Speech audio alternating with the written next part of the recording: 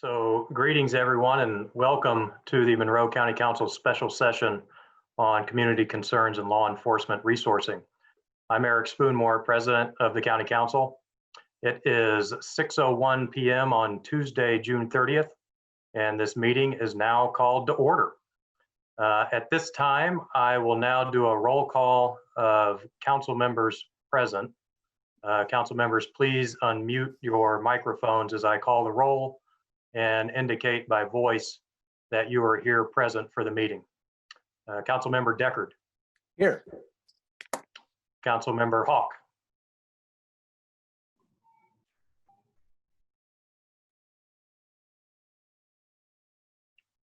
Councilmember Iverson. Here. Councilmember McKim. Here. Councilmember Munson. Here. Councilmember Wiltz. Here. Okay. The chair recognizes that a quorum of council members is present, and we will now proceed with the next items on the agenda. So again, I want to welcome everybody who is joining us tonight for this facilitated discussion, which I am very much looking forward to. And just to provide a bit of background to our audience, this meeting tonight is an outcome from a previous special session meeting that was held on Thursday, June 4th, where the council was to consider an exception to the county-imposed hiring freeze that was passed on April 28th. The request for that exception was made by the sheriff's office to refill 2 positions that had become vacant, resulting in some staffing challenges. And at that meeting, the council received a great deal of feedback from the public in regard to feelings about how local government should resource its various law enforcement operations.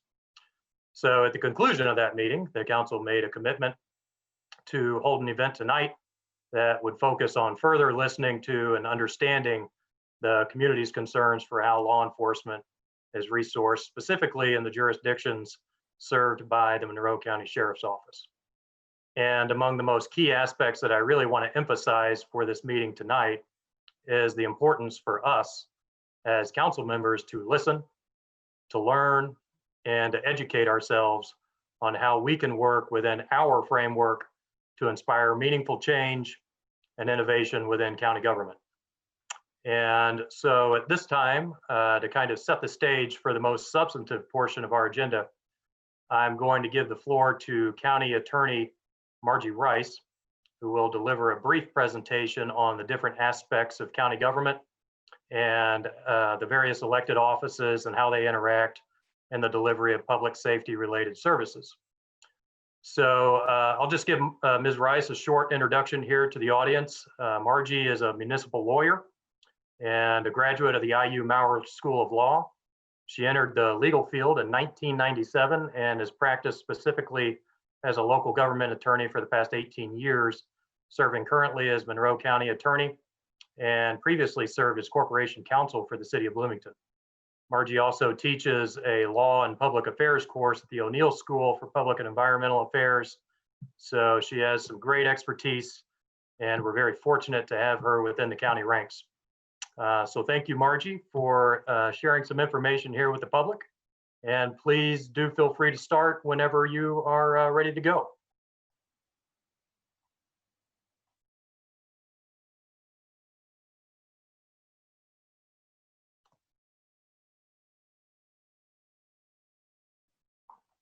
Slide, local government, Bloomington, Indiana, Monroe County. Is that clear to everybody? Sure is, thank you.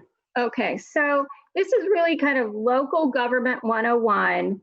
And it will, that's kind of an exhaustive, local government is an exhaustive topic. So serious, we're not going to get into a really serious discussion tonight, but I wanted to give a basic framework for how local government works. Because as you said, Eric, in order to inspire meaningful change or substantive change, the best way to do that is to understand the system or structure.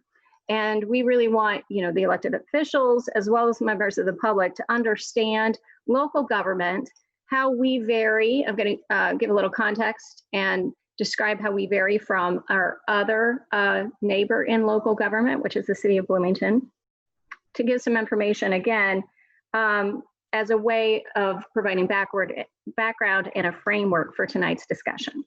So with that, let's get started. The first slide, this is a basic structure of county government. You can see that the citizens are at the top. That's because we serve the public.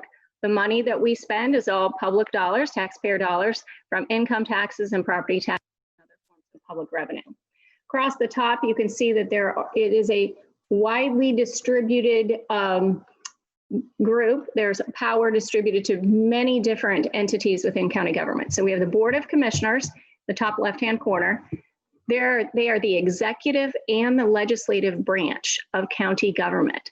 So they make policy, they make local laws, they sign all the contracts that come through the county, regardless of what department that contract is for.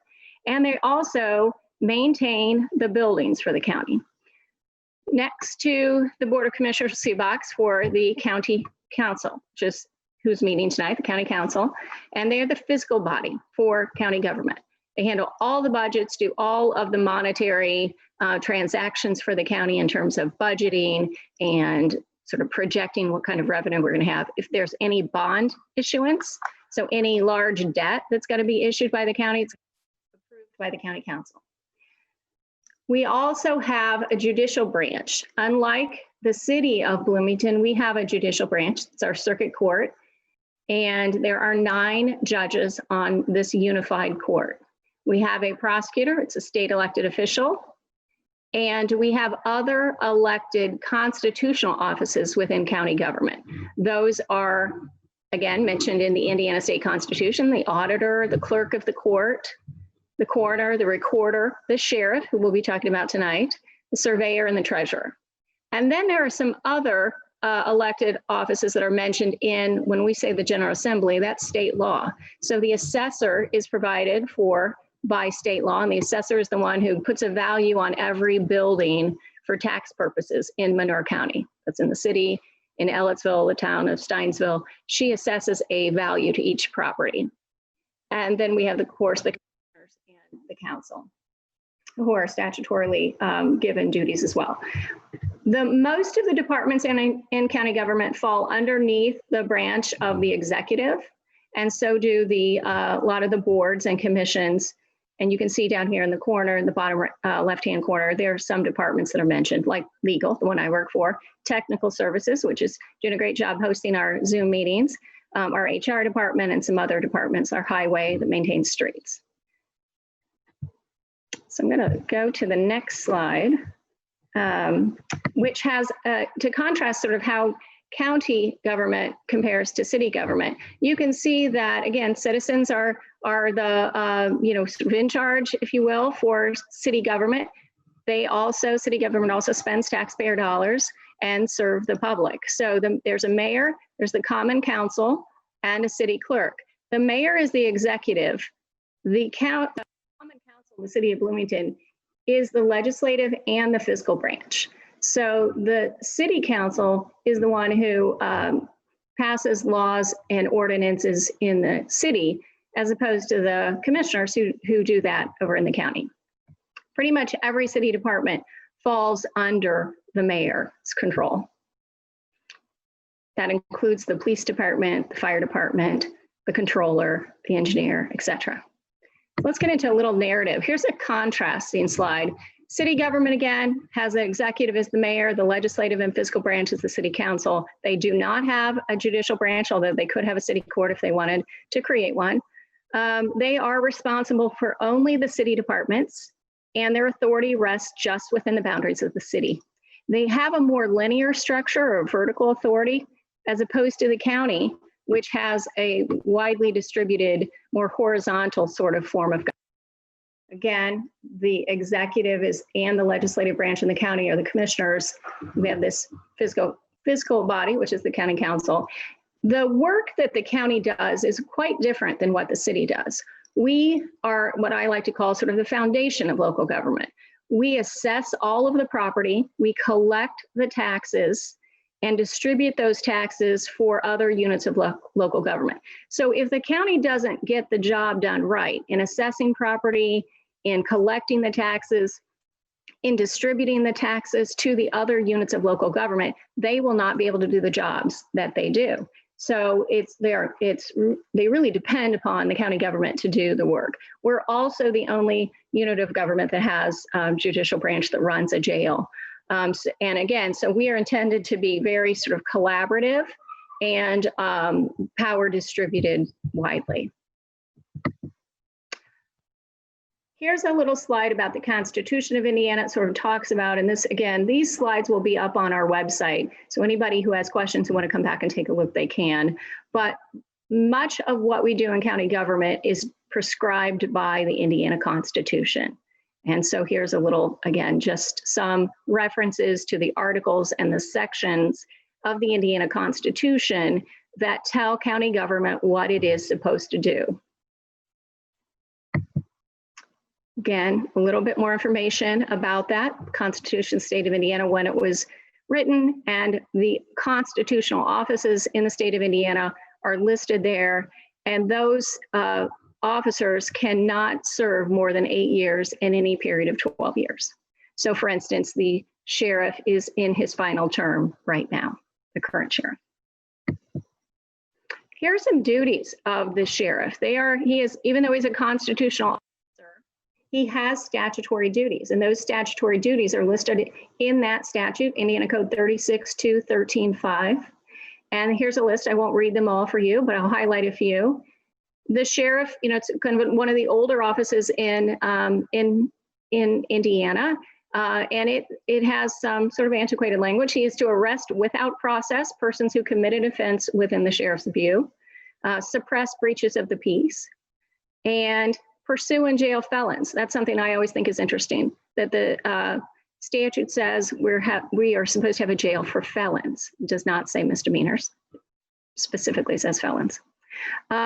And some of the other duties, again, serve process and preserve order in the courts, take care of the jail and the prisoners. Interestingly enough to note, it is the commissioners as the executive that establish and maintain the jail, but it is the sheriff who takes care of the prisoners there.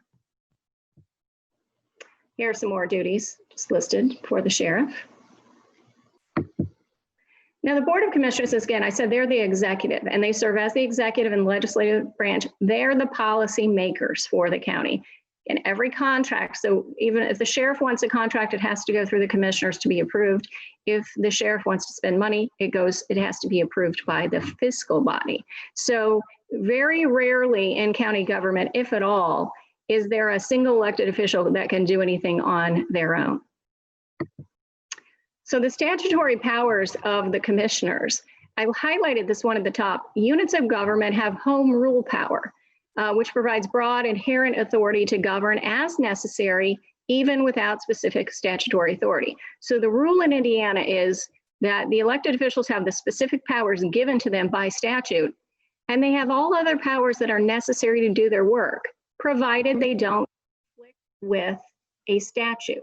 So the council can't become the commissioners and the commissioners can't become the council, but you have inherent power to do what you need to do, even if it doesn't specifically say you can do that. I like this provision because we use it a lot to provide flexibility and to be creative when we are trying to solve problems.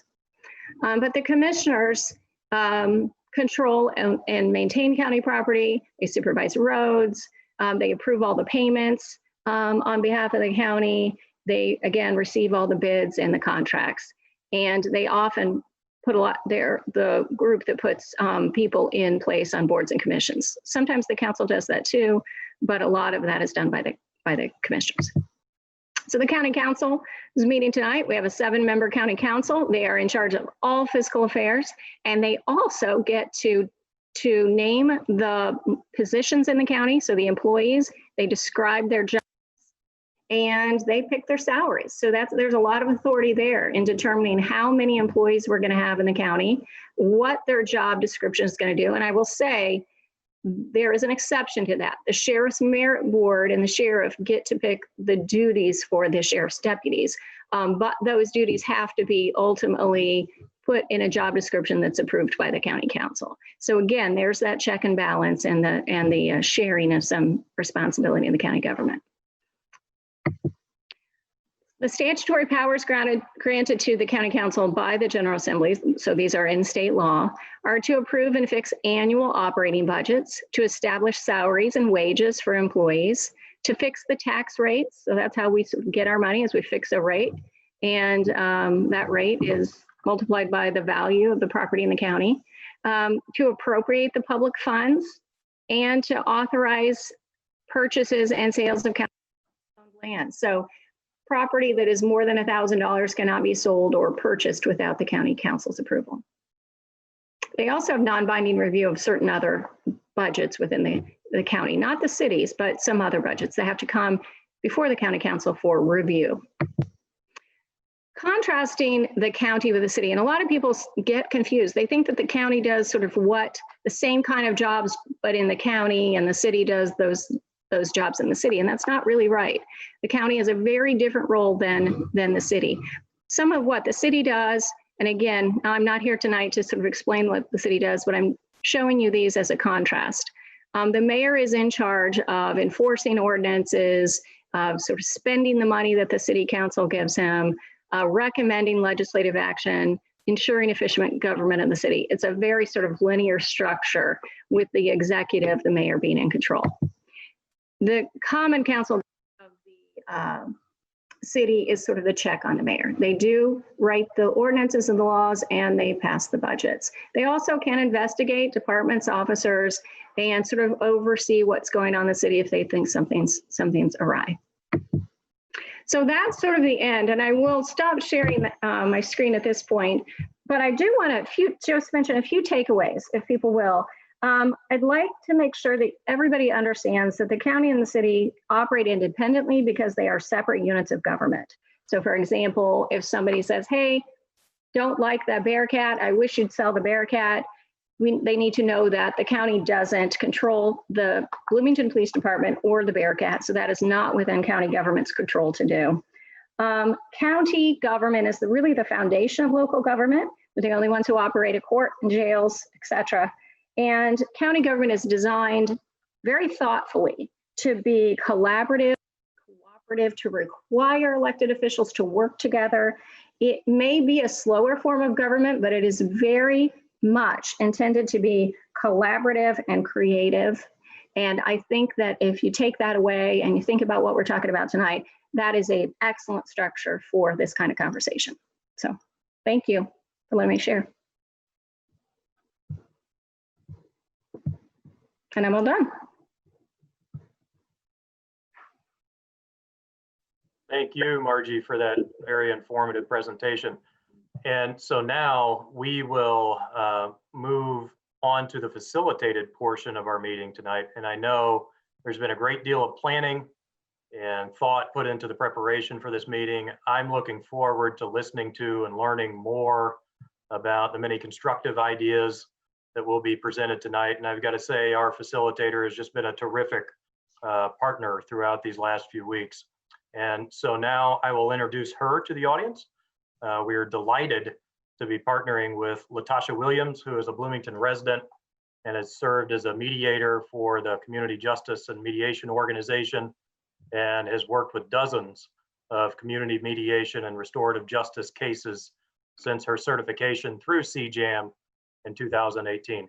Ms. Williams is a mayoral appointed commissioner for the Bloomington Human Rights Commission, a member of CJAM's Community Voices for Health Grant Steering Committee, a member of the Chamber of Commerce's Young Professionals in Bloomington Steering Committee, and an administrator at Indiana University.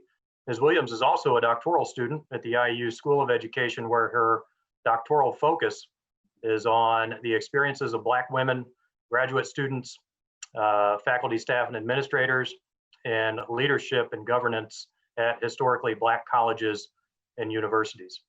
Ms. Williams' service to community is inspired by this excellent quote from Aboriginal activist Willa Watson: "If you have come to help me, you are wasting your time.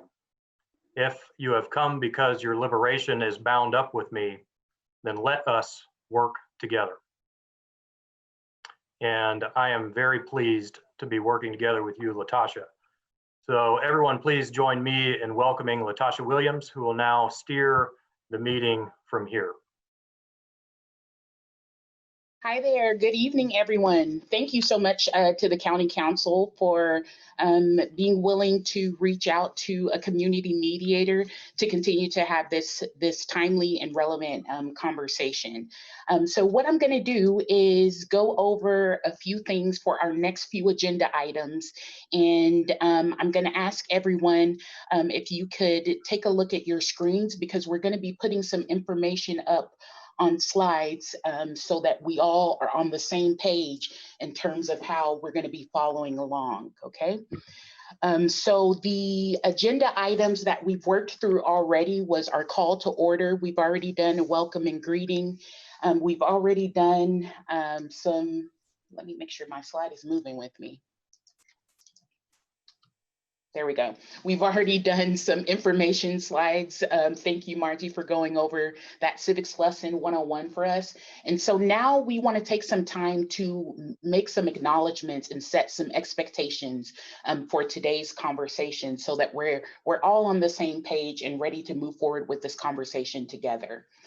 So let's take a moment to really acknowledge, how did we get here? And so what I'd like to do is share with you a brief timeline of some of the things that have occurred over the past couple of months that allowed us to come to this moment, this perfect storm or catalyst, if you will, for the County Council to be having this conversation with you all as the public. One thing that we want to keep in mind is that there are some incidents of national media where we know of the killing of unarmed Black folks. And so I just want to give that trigger warning that this is going to be a part of our conversation today. And so when we look at the history of our country, the United States of America, when we look at the history of policing in America, we know that there are issues with racial injustice. And so before we even talk about what has happened in the last couple of months, we want to take a moment and situate the history of the experiences of people of color in this country, Black folks, brown folks, etc., before coming to these last few months. And so we acknowledge that there's been a history there in terms of racial injustice within policing communities. And was work that President Obama did. He created a task force for 21st century policing, and that task force submitted a final report on their work in May 2015. Earlier this year, we know that Ahmaud Arbery was killed in Brunswick, Georgia, in February, though we didn't learn about that until later in May. And then, of course, COVID happened and is happening. And so that occurred and largely impacted our city, county operations, particularly beginning in March. And right around that time was also the time that Breonna Taylor was killed while sleeping in her apartment after a warrant was issued. That occurred in Louisville, Kentucky. That happened in March. At the end of April, there was a hiring freeze that the county, Monroe County, Indiana, issued, which essentially was a precaution to protect income and finances for the county. And essentially any new positions or any vacant positions were going to be frozen, and the hiring process wouldn't have been able to move forward. And so as we situate all these incidents happening, we're hoping that you can see the timeline of how we got to where we are.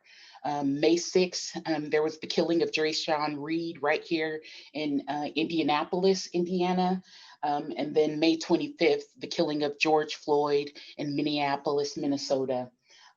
Shortly after the George Floyd incident, of course, there were protests across the nation acting in resistance to police brutality, to the killing of unarmed Black men and women.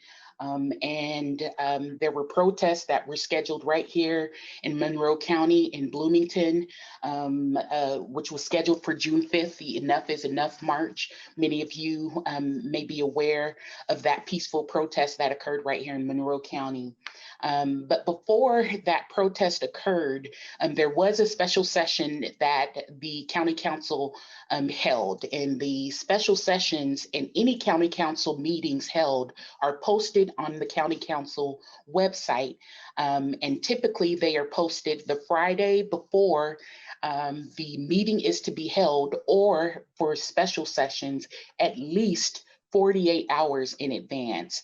And for the special session that was held on June 4th, we can confirm that those items were posted on the website to notify the public about these meetings in advance of that meeting occurring.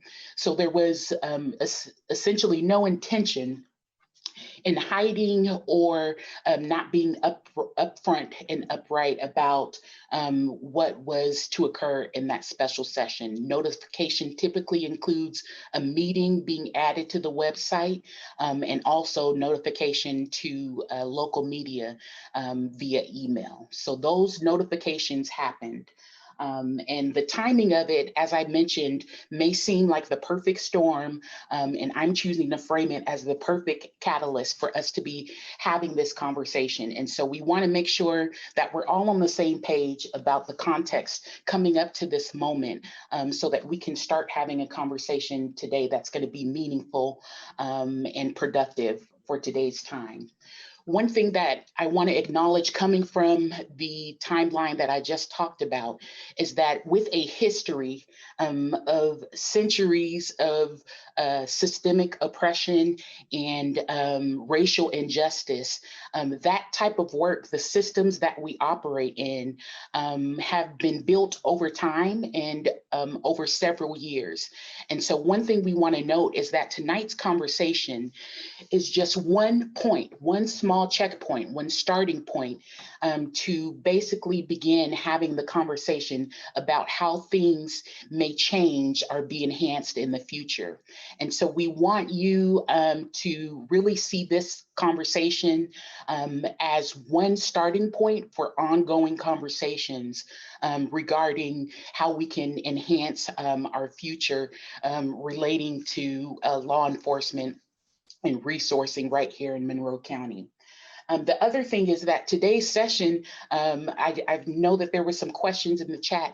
It's really going to be focusing on your voices. So in a moment, we're going to give the mic to some folks who submit comments, requesting to comment, and you will have the opportunity to talk with your council members, to talk with key stakeholders and elected officials about your concerns regarding law enforcement. And I want to also acknowledge here that this is a space that we wanted to create that would be inclusive of all perspectives. So prepare yourselves that as we give the mic or enable the mic for those of you who are participating, there may be perspectives that you agree with, there may be perspectives that you don't agree with. But as a civic process in a democratic nation, each of you will have the right to share your beliefs. And it's okay if we disagree, but we want to make sure that everyone is able to, who submits comment, to request to submit comment on today's meeting. The other thing that we want to mention too is that our conversation today, we really want to frame as what we can do to enhance practices here in Monroe County. And so there is concern around anti-law enforcement ideals. And we want to be very clear that the conversation we're having today is really about enhancing Monroe County so that we can make sure that our practices are equitable and are as socially just as possible. And so we really want to make that clear. And I also want to challenge us that just because there is a critique or a call for accountability, that does not automatically mean that there's an anti-law enforcement sentiment. So we need to be able to hold both truths, be able to take the critique and give critique, and also acknowledge that, again, this is not an anti-law enforcement space, but one where we really want to generate what's going to be the best for Monroe County as we think about equitable practices in policing and law enforcement. The last thing I want to mention here and acknowledge is that there is a distinction between county, Monroe County Sheriff's Office, and city.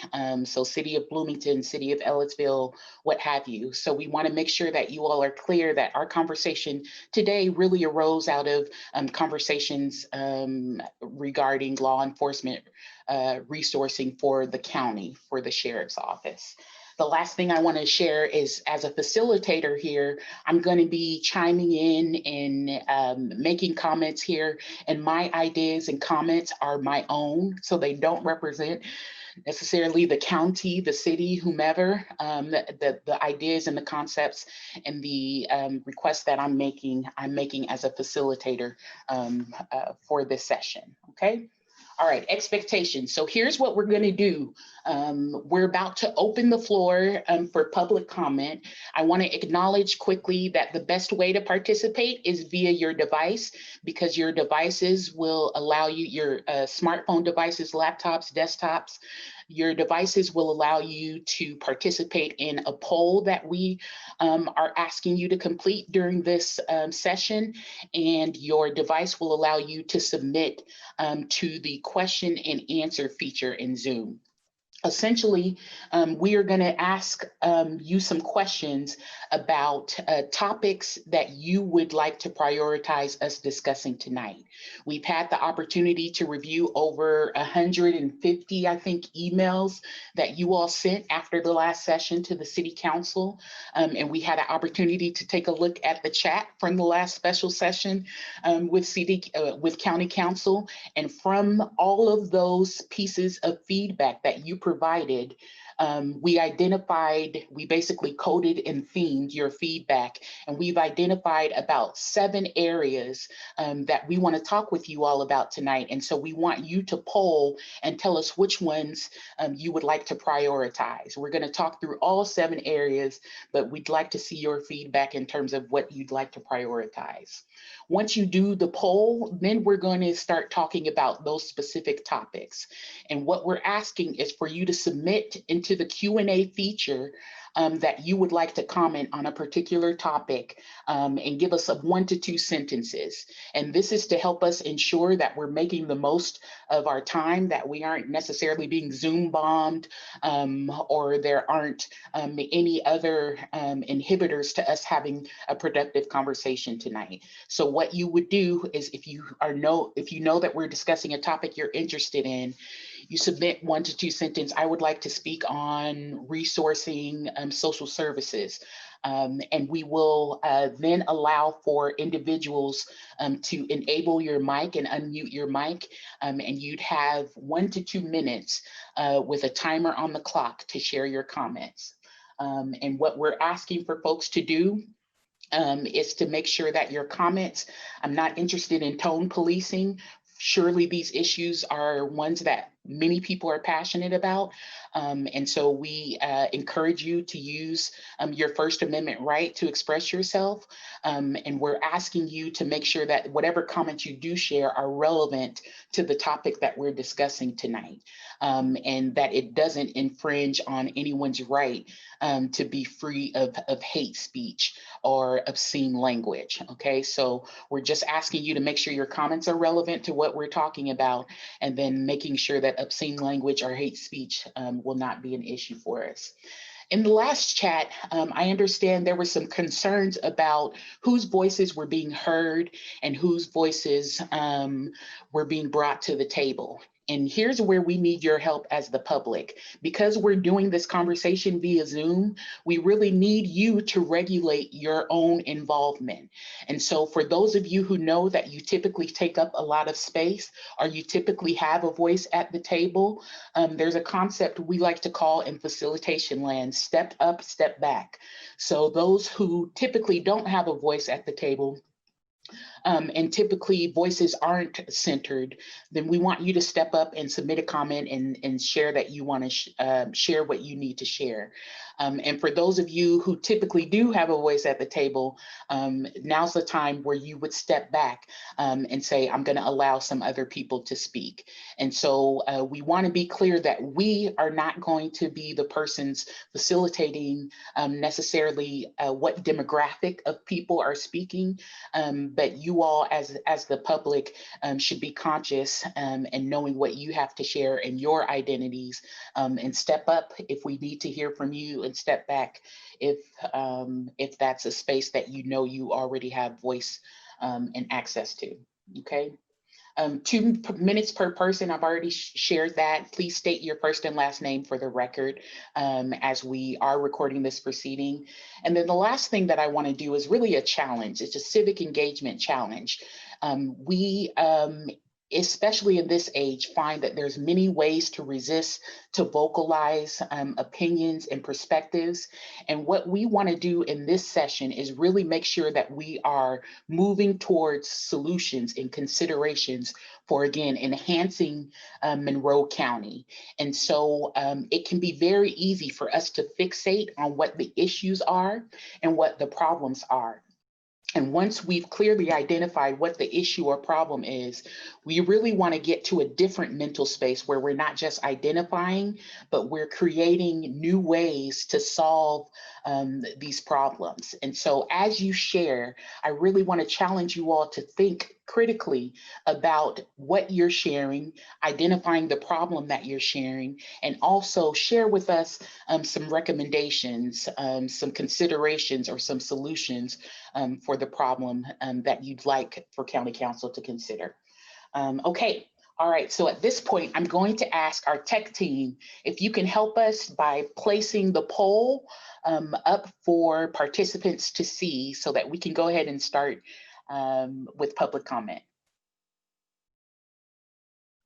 Okay, so the poll reads, my preference is that we prioritize discussion on this topic, and then it gives topics.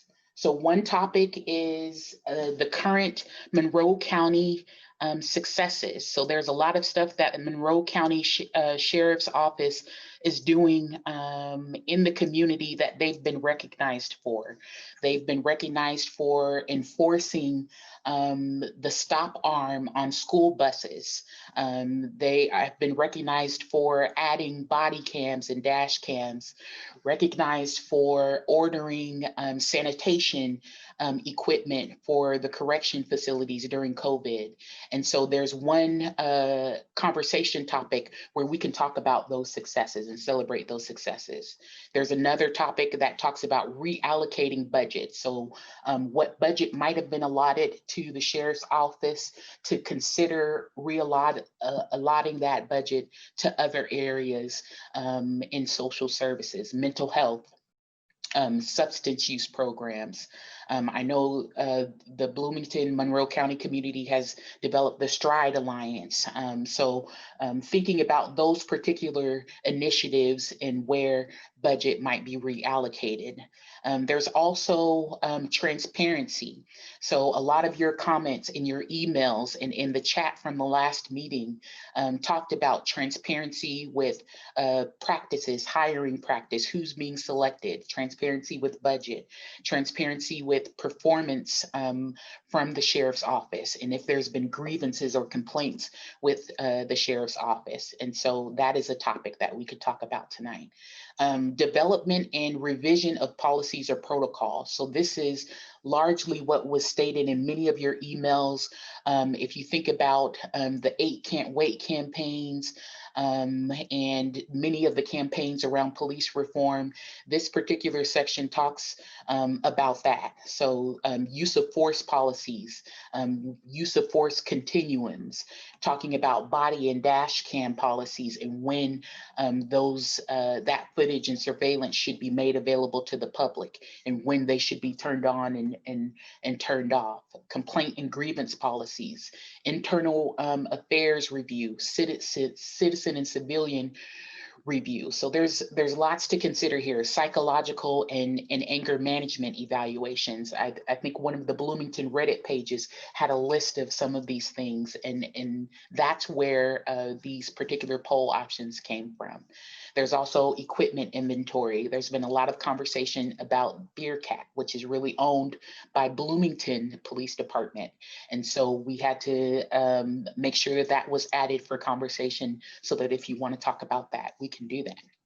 And then also training and development, talking about implicit bias, de-escalation training for officers, and expectations for that type of training and ongoing development, not just when they're hired, but as they serve in their capacities as officers. And then the last thing is just general community policing relations and the public trust for the sheriff's office in policing during this time. So we've got all kinds of polls, poll topic areas. Hopefully our tech team has gotten your responses. And do you want to see, can we at this time, tech team, see the results of the poll?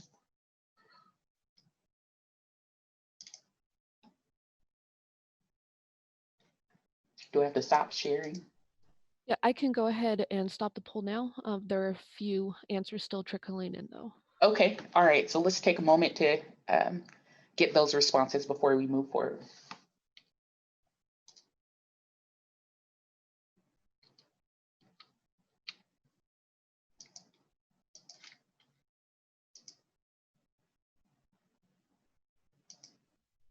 Okay, it looks like everyone's just about done.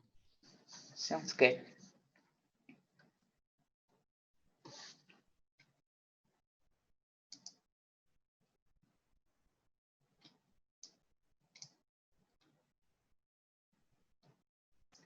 All right. All right. So hopefully everyone can see the poll responses. And what we'll do is we will notate the order of these items, the order of priority here, and then we'll make sure that our topics tonight, as you guys share with us, are listed in this order. So it looks like 69% of attendees wanted to talk about the reallocation of budget to social services, mental health services, substance use, harm reduction, housing and low income.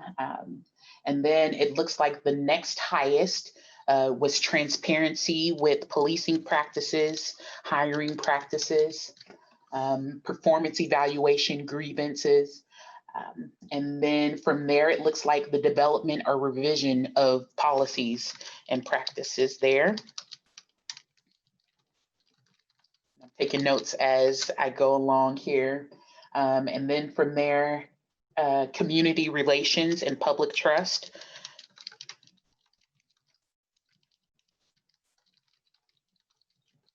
Training and development.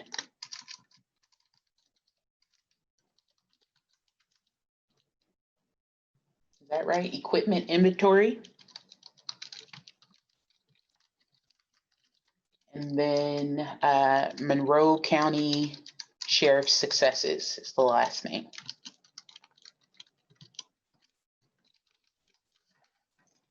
Okay, thank you so much to the tech team for helping us with that poll. All right, and so now we'll take a moment to start with our public comments. The first section that we're going to be looking at for public comments is for the reallocation of budgets.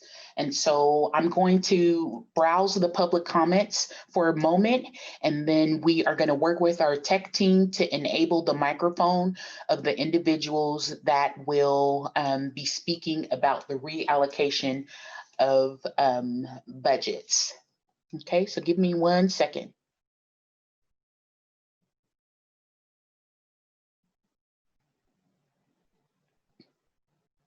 Okay. Okay, it looks like Mark Kerr has a question. Can the tech team enable Mark Kerr? If Mark Kerr would like to share your comments, you'll have 2 minutes to share it with us.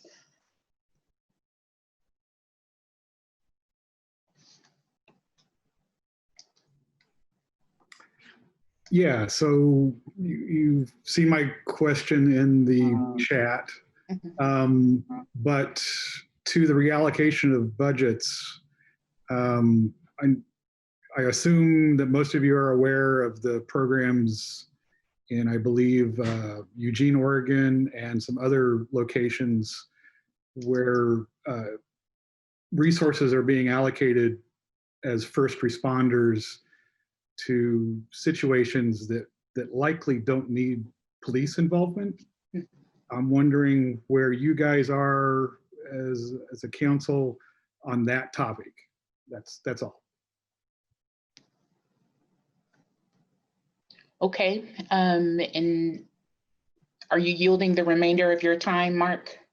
Yes. Okay, great. I don't want to make sure that I take up any more time. So we really want to focus today's conversation on your perspectives and your voices. And so while the comments that you submit and the questions you submit are going to be stated for the record, the types of reform, the types of implementation that are required to create the change that many of you are talking about tonight require extensive decision making and strategic planning. And so the council members tonight are welcoming your comments so that they can take that into consideration as they move forward, thinking about the future of enhancing Monroe County's practices for policing and law enforcement. But direct and specific questions aren't the space that we're in for this evening. This evening is really about hearing public comment and public opinion on many of the issues that we just polled about. And so, Mark, I don't know if you have an additional comment that you'd like to make, but we want to clarify tonight that we are expecting to focus on your voices and that the council is recording the questions that you have to consider on their own. But tonight's conversation is going to be focused on you all having the opportunity to share your voices, your opinion, and your request or considerations that you'd like to share with the council. Okay. All right. So there's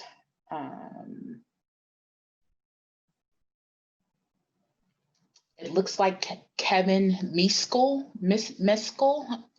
Please forgive me for mispronouncing your name. Kevin Meskel is another individual who'd like to comment here.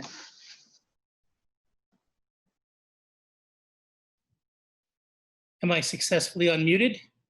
I think so, Kevin. I can hear you. Okay, and it's Kevin Meskill. Meskill. Okay. I understand that reallocation is important in some settings. Before doing so, I'd like greater clarity on the needs of the sheriff's office because they have a diversity of responsibilities that is not always understood. However, just replacing vacancies is not in and of itself a sufficient condition for or justification for rehires.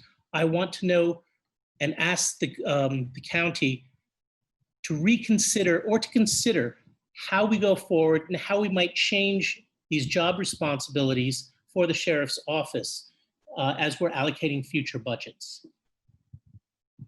And I'd also like the sheriff to have the opportunity to lay out the needs of the office publicly, but then in a way that is fully cognizant of the changing public perception of law enforcement. Thank you. Thank you, Kevin.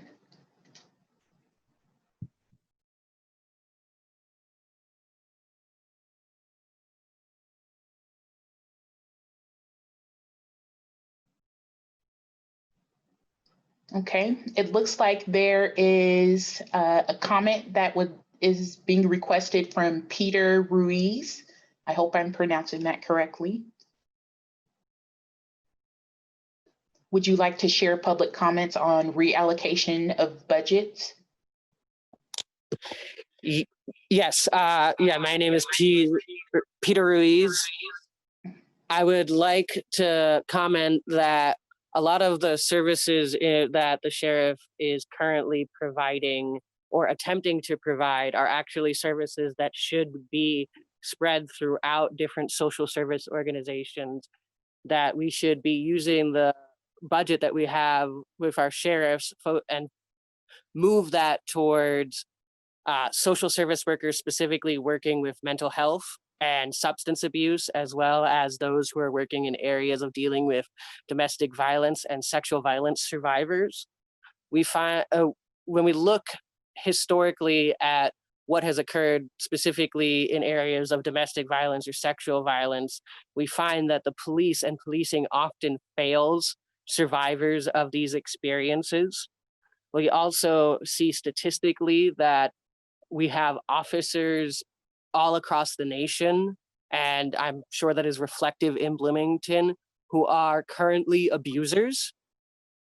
And so when we reallocate resources to folks outside of policing, we give all survivors of domestic violence and sexual violence the ability to have someone to advocate for them outside of the policing system, which often re-victimizes or victimizes those individuals. Thank you. Thank you, Peter. Okay. Okay, so we're going to move to other attendees who are looking to provide comment. Give me 1 second here.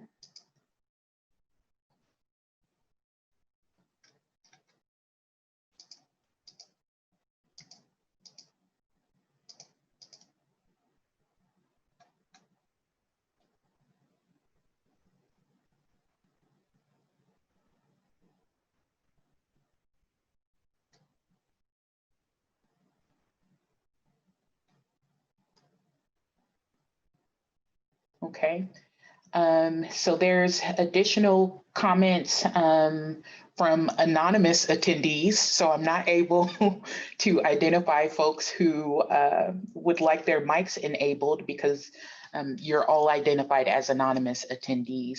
I do have a comment here about from Ellen Wu.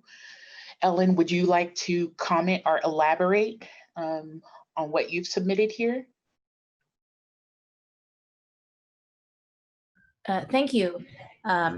Yes, I just wanted to point out in the original poll, the wording I thought was curious that it said the sheriff's successes, and I thought it might also be useful to have a serious discussion that I know would take longer than this meeting about the sheriff's I consider failures, and specifically I'm thinking of the Monroe County Sheriff's cooperation with ICE holds, that is the Immigration and Customs Enforcement. He's doing this voluntarily, and he has refused to provide concrete data on his cooperation with ICE authorities. So I would really like us to consider that specific practice as part of a larger interrogation of the sheriff's policies and actions. Thank you. Thank you, Ellen, for bringing that to our attention. Yeah, there's lots of comments on use of force, police brutality, body cams, but also to think about collaboration with other government agencies where it might be optional is also helpful to think about. Okay.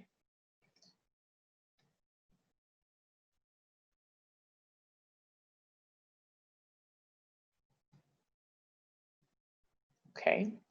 There are some hands raised, so I'm going to take a moment to see if I can take a look at attendees with hands raised.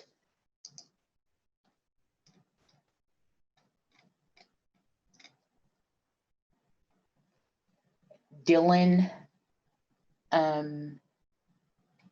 F.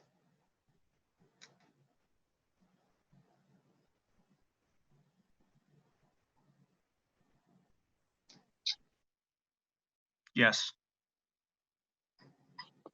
I saw that your hand was raised and you submitted a question.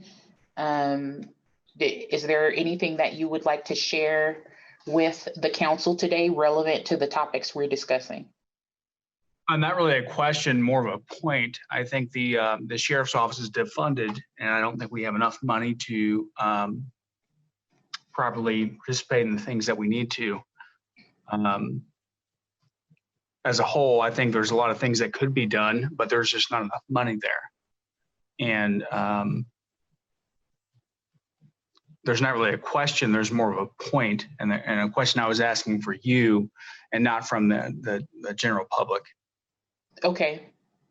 Okay. So, yes, so your comments might be general statements. And so if your statement was about the limited funds, I want to make sure I heard that correctly. Limited funds and limited budget that the sheriff's office already operates in. Is that what you were stating? Yes, correct. Okay. Okay. Okay, so thank you.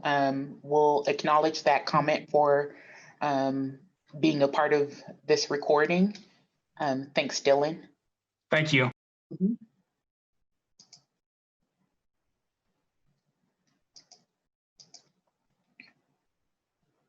Okay, it looks like Dave Owens has comments to offer. Dave Owens, would you like to offer comment on the record?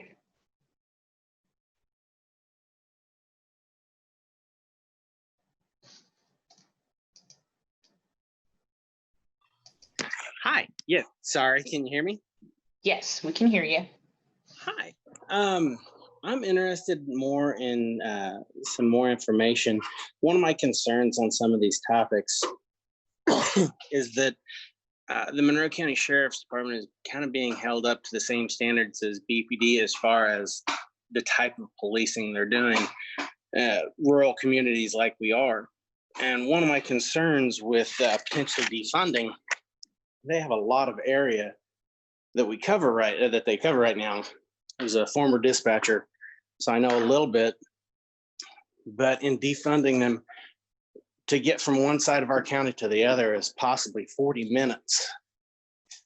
I know some larger cities don't have this issue, but I think we need to also look at the data of our agency and our area in general.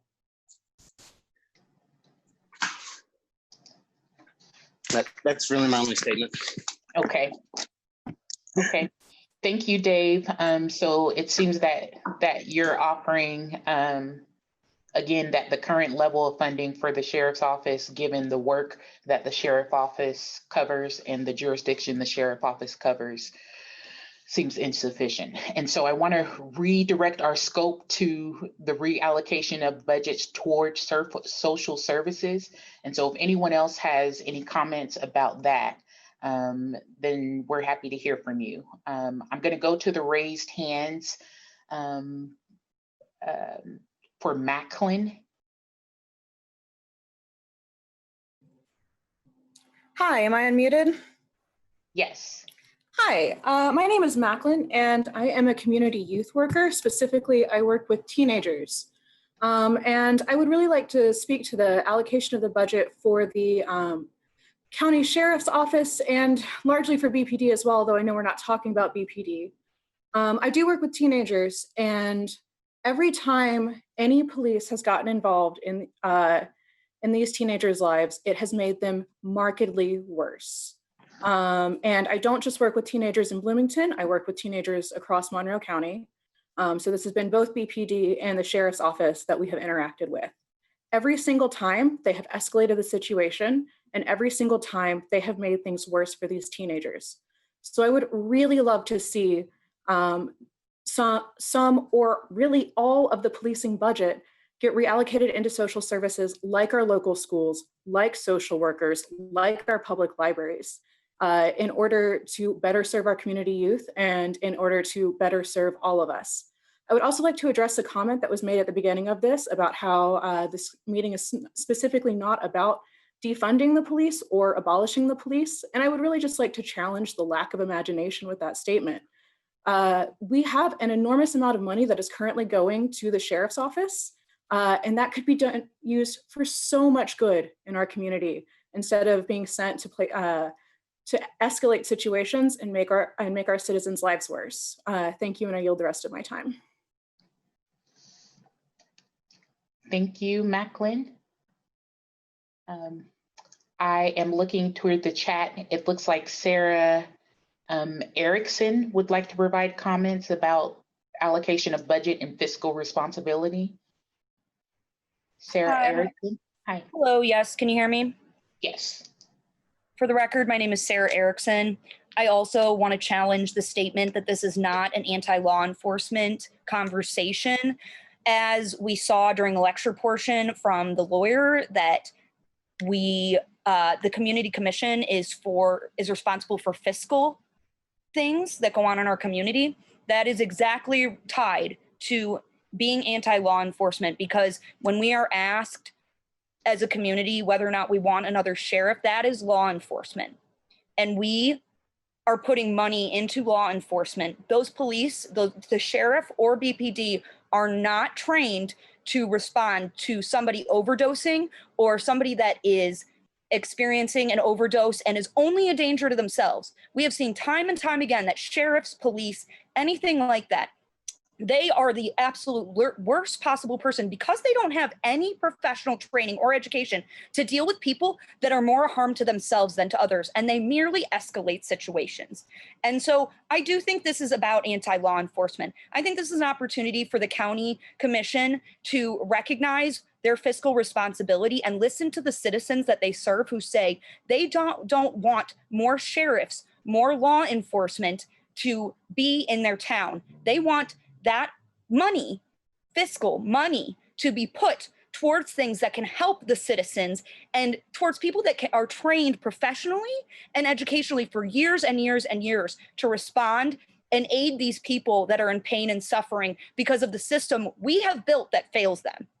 And so I really challenge the county commission to think about that and to think about the way that they can really take responsibility of that and recognize the influence that they do have and stop talking about the power that they don't have. I yield my time. Thank you, Sarah. And then for a point of clarification, we do have our county council members here who do have some oversight for approval of budget. And so we're glad that they were able to hear your comments, Sarah, and I believe there may be commissioners that are on the call listening. So thank you for your comments. Okay, there's a raised hand for Alana Stonebreaker.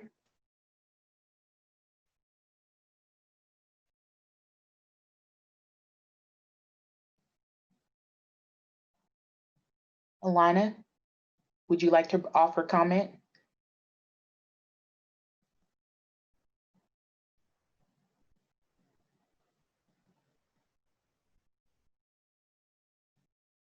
Okay, if we can move to the next raised hand, which is Kate W. Hi, everyone. Yes, my name is Kate Breitmeyer. I just wanted to talk about the allocation of funds, the possibility of allocating funds to persons experiencing homelessness and even street homelessness in Monroe County. On July 5th, which is this weekend, the Wheeler Mission Women's Center is going to be closing its doors. Historically, Wheeler has been pretty not inclusive, especially related to gender identity and substance use. It's not a low barrier shelter, but that's beside my point, I guess. I would like to ask that the council and the board assess the possibility of allocating funds to maybe some housing first initiatives, or at the very least, the possibility of establishing a shelter space for unhoused county residents. And that means Ellettsville, rural areas in Monroe County, because I'm a social worker and I have spent time working with low-income families in Monroe County and unhoused persons and people facing the possibility of homelessness. And so this is an issue for county residents. And I'll go ahead and yield the rest of my time. Thank you. Thank you, Kate, for your comments. It looks like Alana Stonebreaker, if we can try to unmute her mic or their mic. I want to be inclusive. Can you hear me this time? Yes, we can. Cool. Thank you. Sorry. And thanks for coming back to me. So I would also suggest that if we're considering the reallocation of our budget, which I think I'm fully in support of, really rethinking how we do law enforcement in this community, I would definitely also suggest that we not just think of the sheriff's department. Now, the sheriff's department makes up the largest part of the budget, so definitely I can see why you start there. But community correction is an appointed versus an elected, so it has no elected official in charge of it, and therefore less accountability as well. And that's probation and much of the day reporting part of the justice system, which also I think is very problematic. I'd also suggest that we could look at our court system and the ways in which we allocate funds inside of that court system to see, are there ways that we can better make that process more just, or bring in more partners in terms of that process as well, so that we can consider different options, even to the point of looking also at our emergency management system and how is that working or not working to help people of color in our community. I think we should think big here. I think we should think deep. I don't think that we should just think, oh, it's either the sheriff's department or nothing. I think we should look at all elements of the budget. Thank you very much, and I yield the rest of my time. Thank you, Alana. We're going to accept one more comment for reallocation, and we want to move to other topic areas. What I'm finding and hearing is that some of our topic areas are overlapping, and you might speak to more than one topic area, even if we're not necessarily at that topic area, and I think that's fine. We just want to make sure that all of you who wish to comment have the opportunity to do so. At this point, can we try and enable Jean Kapler's mic? Jean Kapler? Hi, can you hear me? Yes. Hi, my name is Jean Kapler, and I just want to encourage our county officials and the rest of us to be thinking really creatively about how we approach public safety. I know that the Sheriff's Department is called out for all kinds of things, mental health issues, addiction-related issues, conflicts between people, and so much of this could be better handled by trained social workers, human services workers, mediation specialists, etc. That I would like to see us at least consider something along the lines of a community crisis response team that could be sent out by a call to 911, but it's comprised of folks that can professionally handle these situations. There might be a medical professional, an EMT sent along as well. And then the immediate crisis can be addressed non-violently and proactively, and then people can be hooked into the supports and services that they might need stemming from that particular event. So I think there are, I just want us to look at other ways of approaching public safety and community support instead of having policing be the first go-to for every situation. Thank you, and I'll yield my time now. Okay. Thank you, Jean. We're trying to move to the next topic area. Some of you have submitted comments about topic areas we are still looking forward to discussing. And so we will make sure that you're a part of that conversation once we get to that topic area. So the next highest poll response was for transparency with policing practices. Are there individuals that would like to speak to the need for transparency with policing practices, budgets, hiring, staffing, performance evaluation, grievance and complaints process? You can submit a statement in the Q&A feature, which helps us to review and enable your mic. You can also raise your hand. And we will work through the list in that way.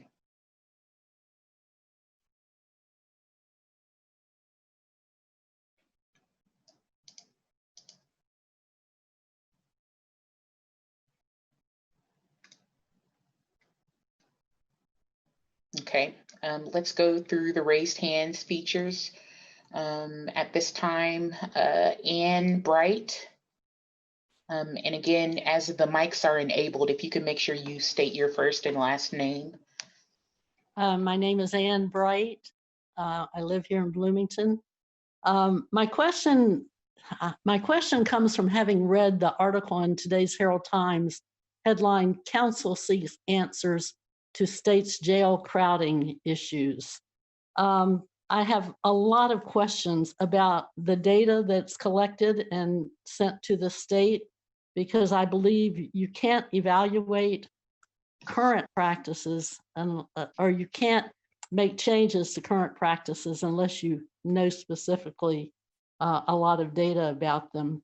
So I was hoping to ask who in the council, or what priority is the council giving to adequate, effective data transfer to the state, and it should be made public. The article in the Herald Times says currently there are 30 different systems to track inmates and I suppose charges against them, and a lot of different variables about them. I would hope to see that this is a real concern and not something totally handled by the Sheriff's Department. That I yield the rest of my time. Thank you, Ann.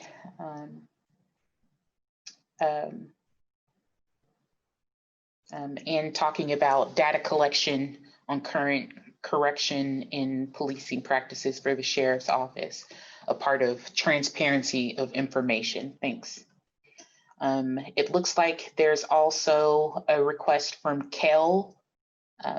Kel, if we can enable Kel's mic, and then Kel, if you can share your first and last name for the record, please.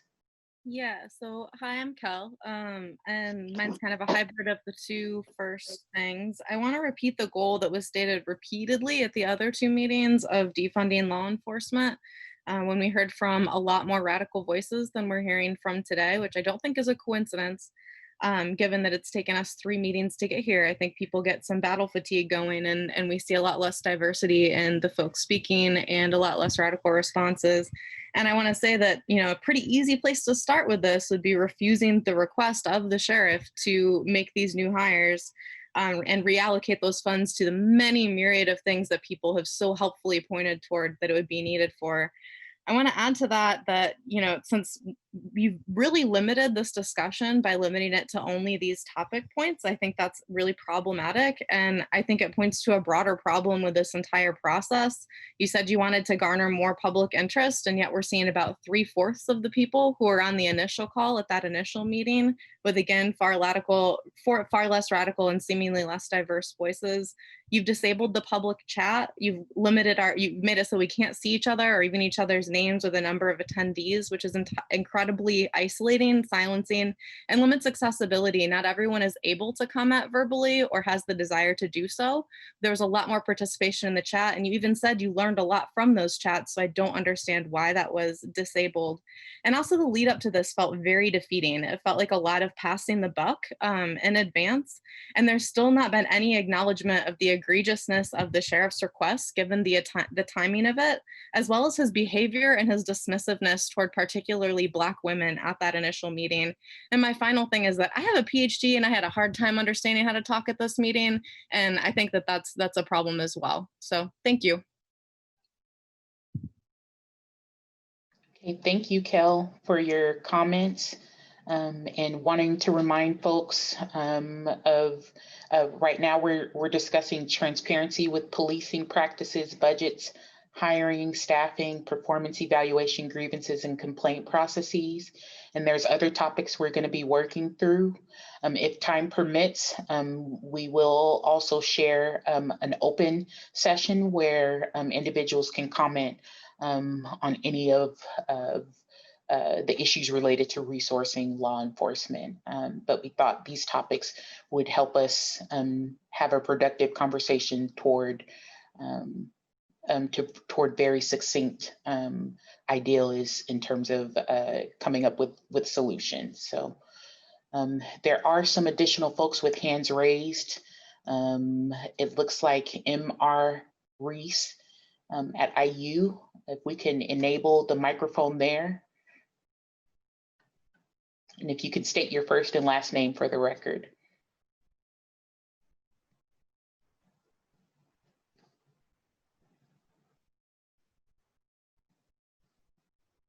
Hello?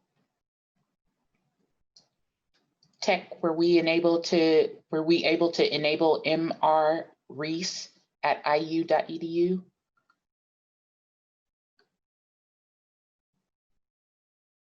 I'm not hearing anything, but the countdown is going.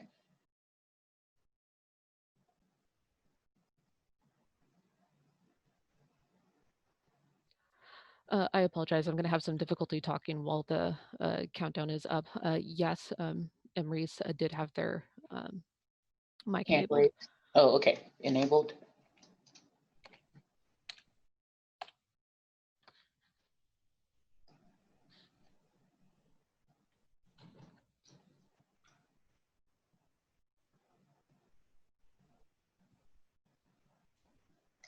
Okay, I'm not hearing any comments right now, but it looks like Emrys, your microphone may still be muted.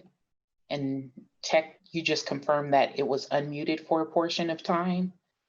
So let's try and move to another member of the public, and we'll revisit M.R. Reese at another time. It looks like Allison Quantz.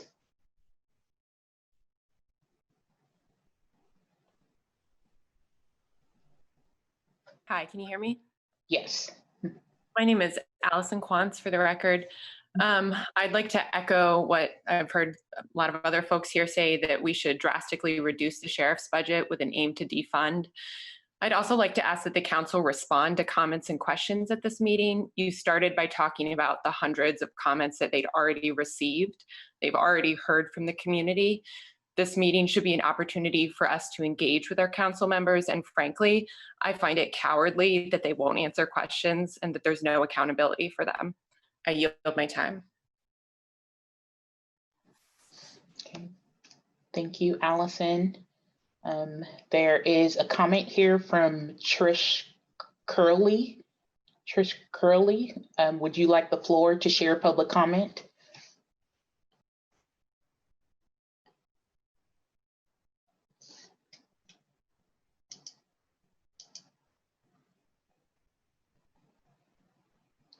Trish Curley.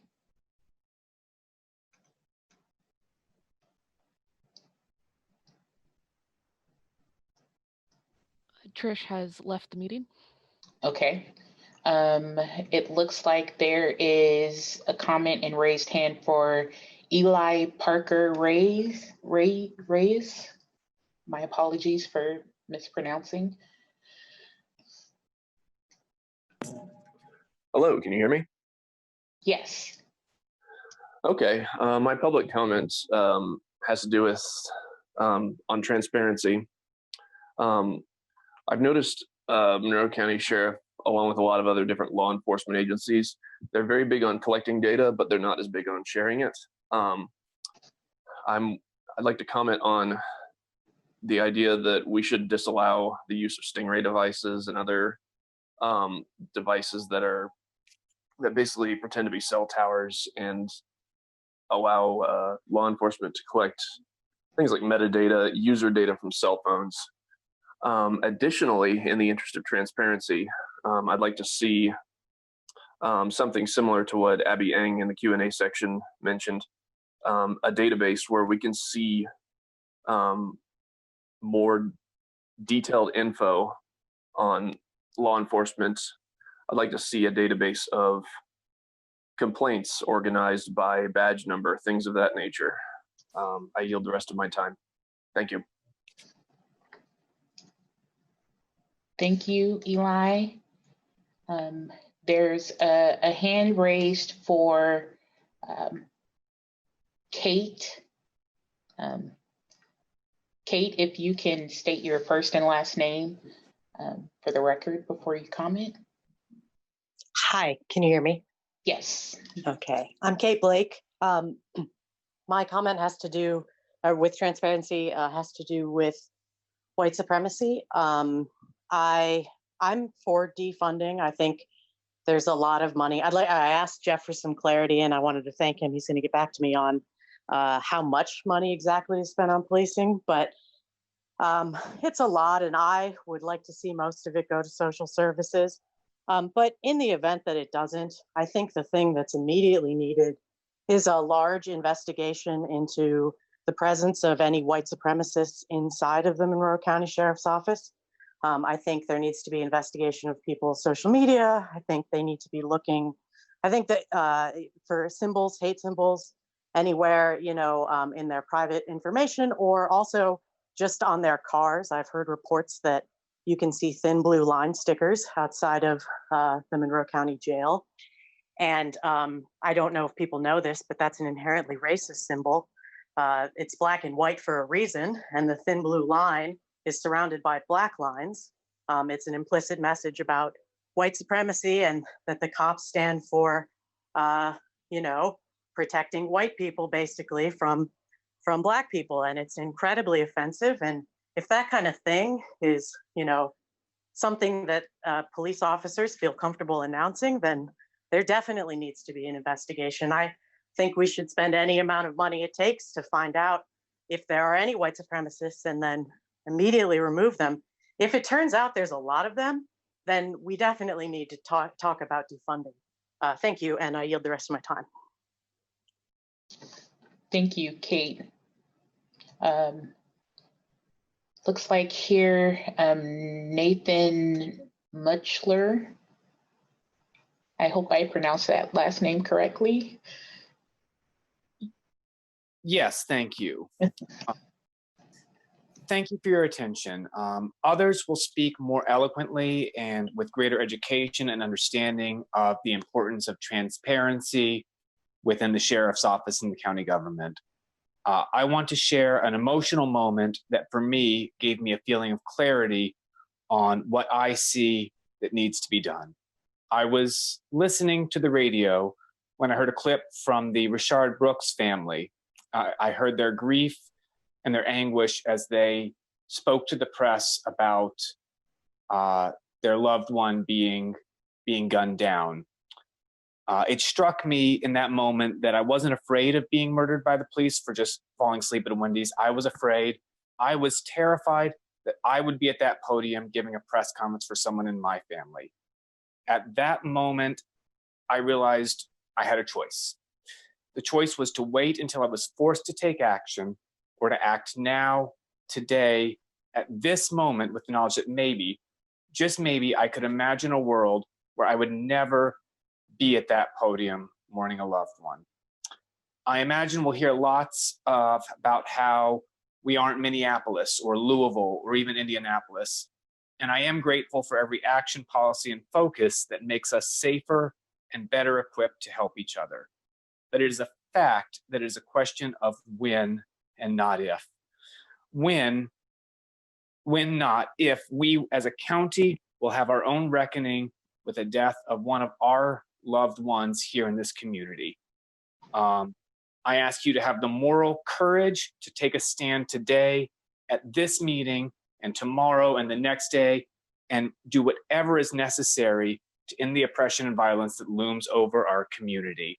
I ask you to find that courage before we are faced with our own reckoning, and I ask you not to wait until it is easy to take action, but to do so now, please. Thank you. Thank you, Nathan. At this point, we are going to move to the next topic area. And again, acknowledging that there's likely overlap, but one of the next, hold on, let me refer back to my list. One of the next topics is the development and revision of policies and protocols. So if we're talking about use of force, body dash cams, complaint and grievance processes, internal affairs review, civilian review, psychological or anger management evaluations for officers. If you'd like to submit comment, please raise your hand or submit via the Q&A feature.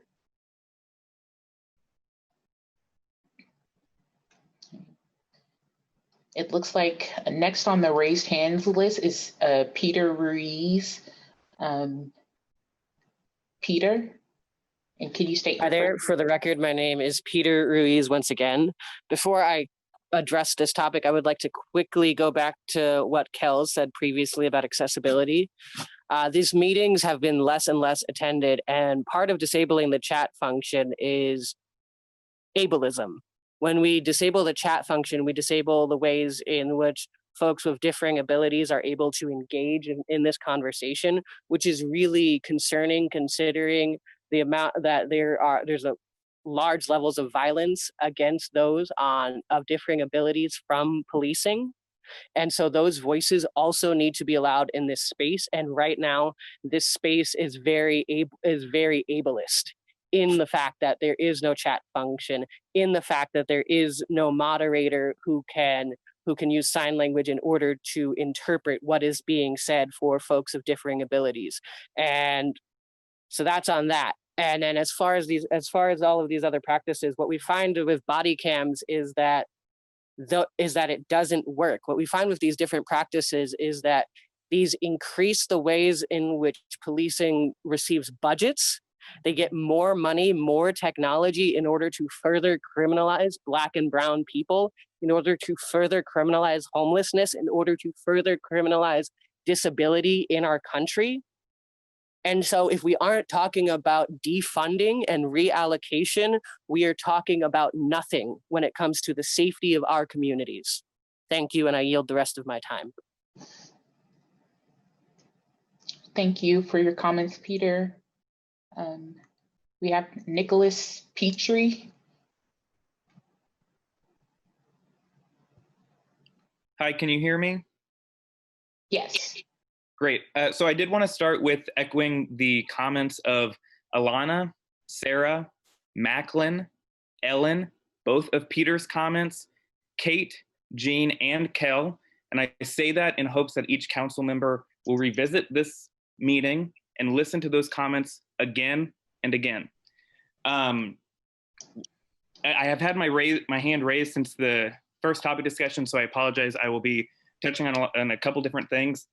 When we look at defunding the police, we want to do things that chip away and reduce the overall impact of policing.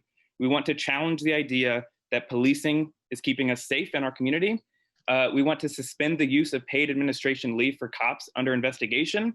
We want to withhold pensions, and we do not want to rehire cops that have been involved in excessive force. We want to require cops be liable for misconduct settlements. We want to withdraw participation, in police militarization programs. We want to prioritize spending on community health, education, and affordable housing in Monroe County. And we want to reduce the size of the police force. This will take time, and we know that. I would also like to go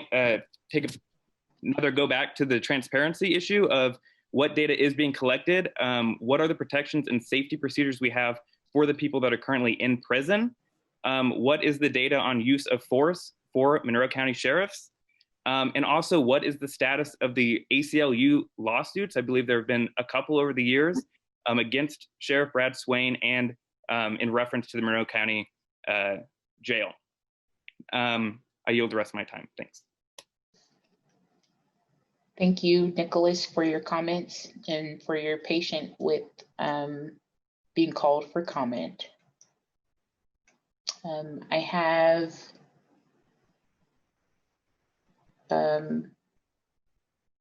it looks like a question or a comment about body cam footage. Jana Arthur, if you'd like to provide comment or context for what you've shared here. Jana Arthur, would you like to provide comment on the record?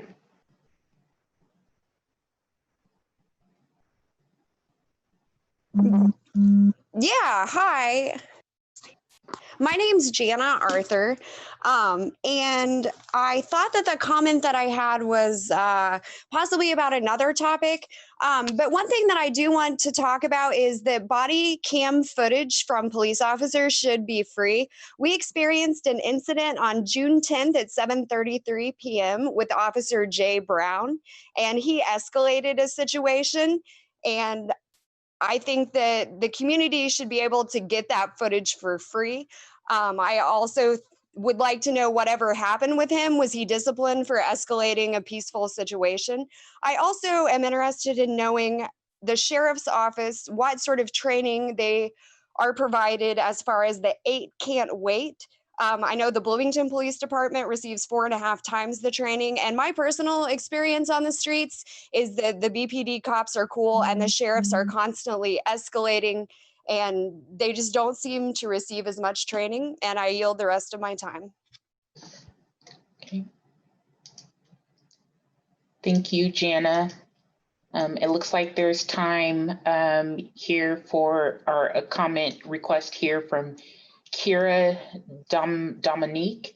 I hope I'm saying that correctly. Yes, Kira Dominique. Can you guys hear me? Yeah. Okay.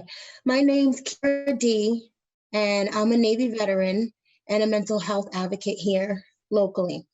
And I want to make 2 things clear right now. One, we need to abolish the blue line. That policy should not exist. It fosters and nurtures a culture of crime within law enforcement, period. That's the first thing. The second thing is that what I see we're not making the relation with, and I need people, all of us, including you guys in council, to really take this into consideration. All police calls are mental health calls until it's being instigated by bad cops, as in instigating non-crimes and escalating non-issues. And let's not lie to ourselves. Cops are just people. They have their own problems and flaws, and the general public shouldn't have to be subject to their abuse and living in fear and anxiety.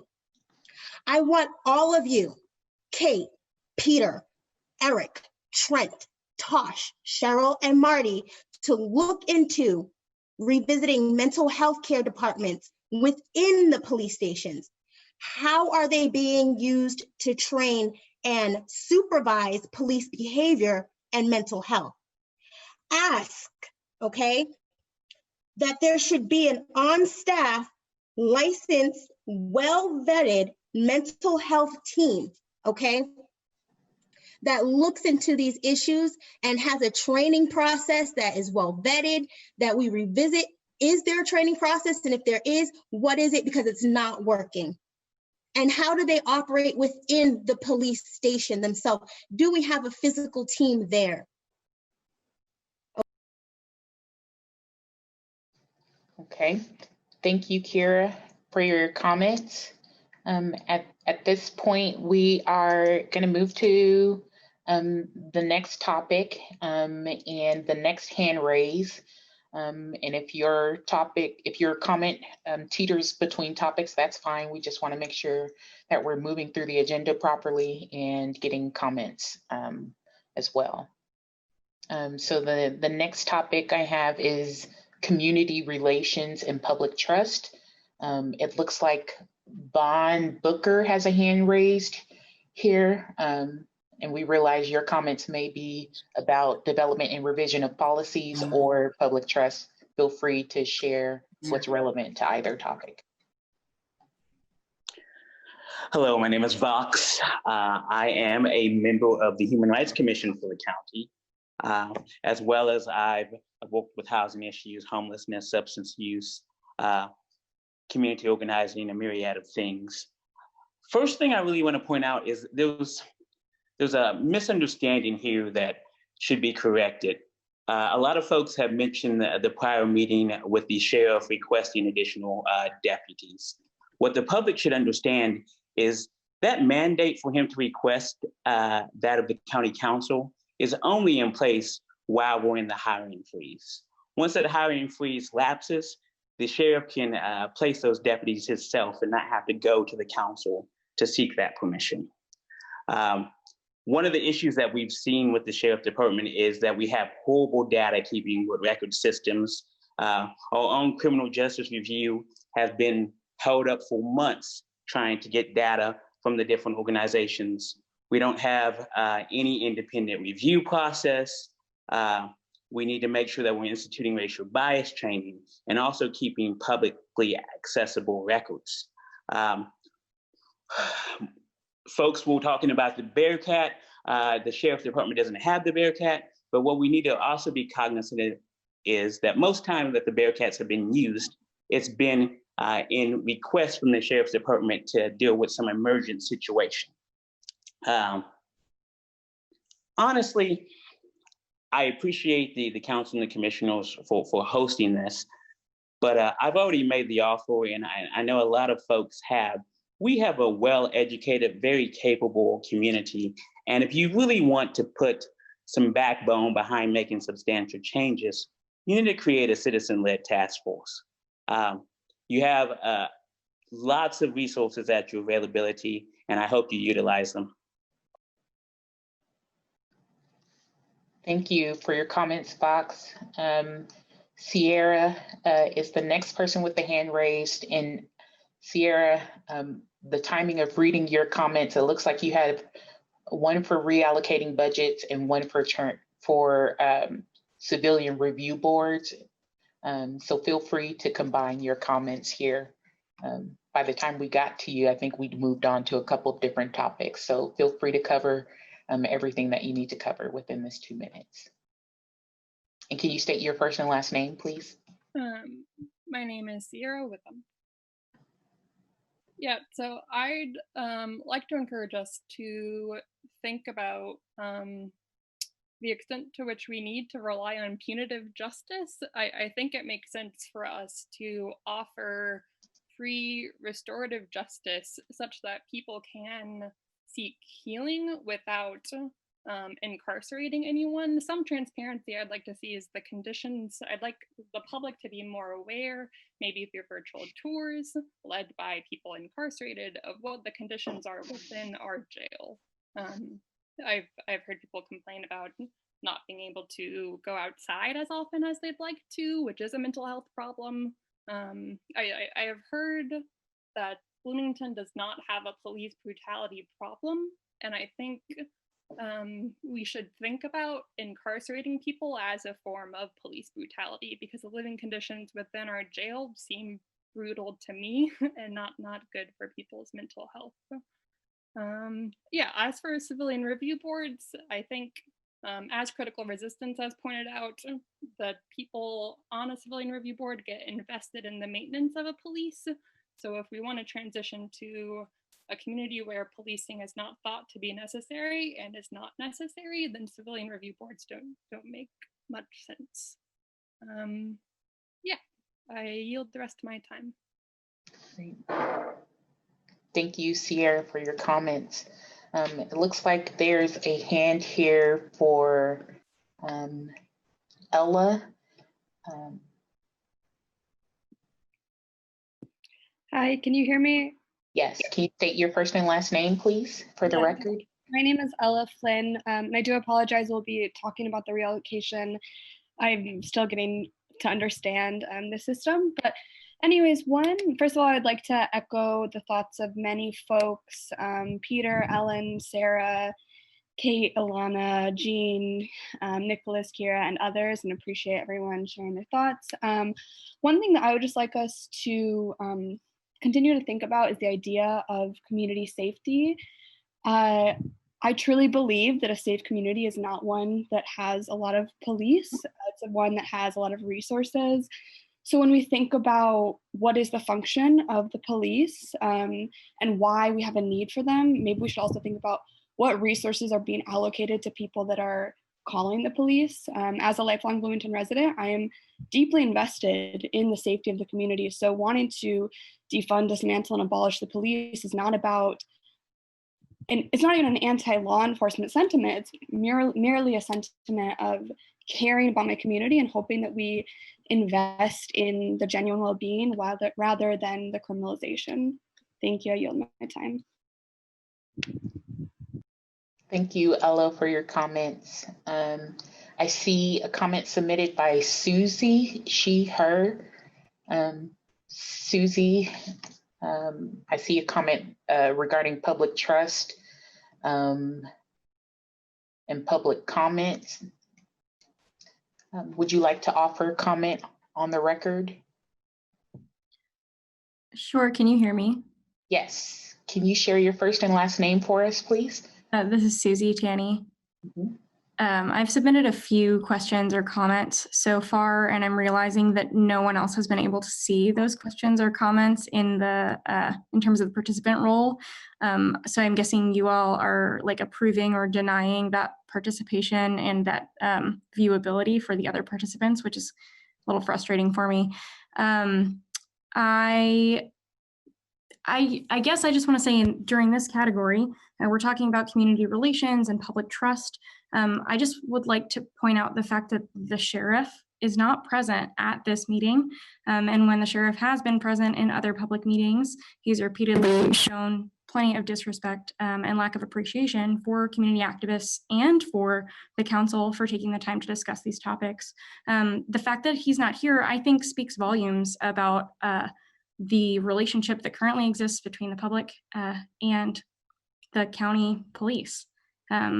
Honestly, the lack of presence and participation says more than literally anything they would say during this meeting.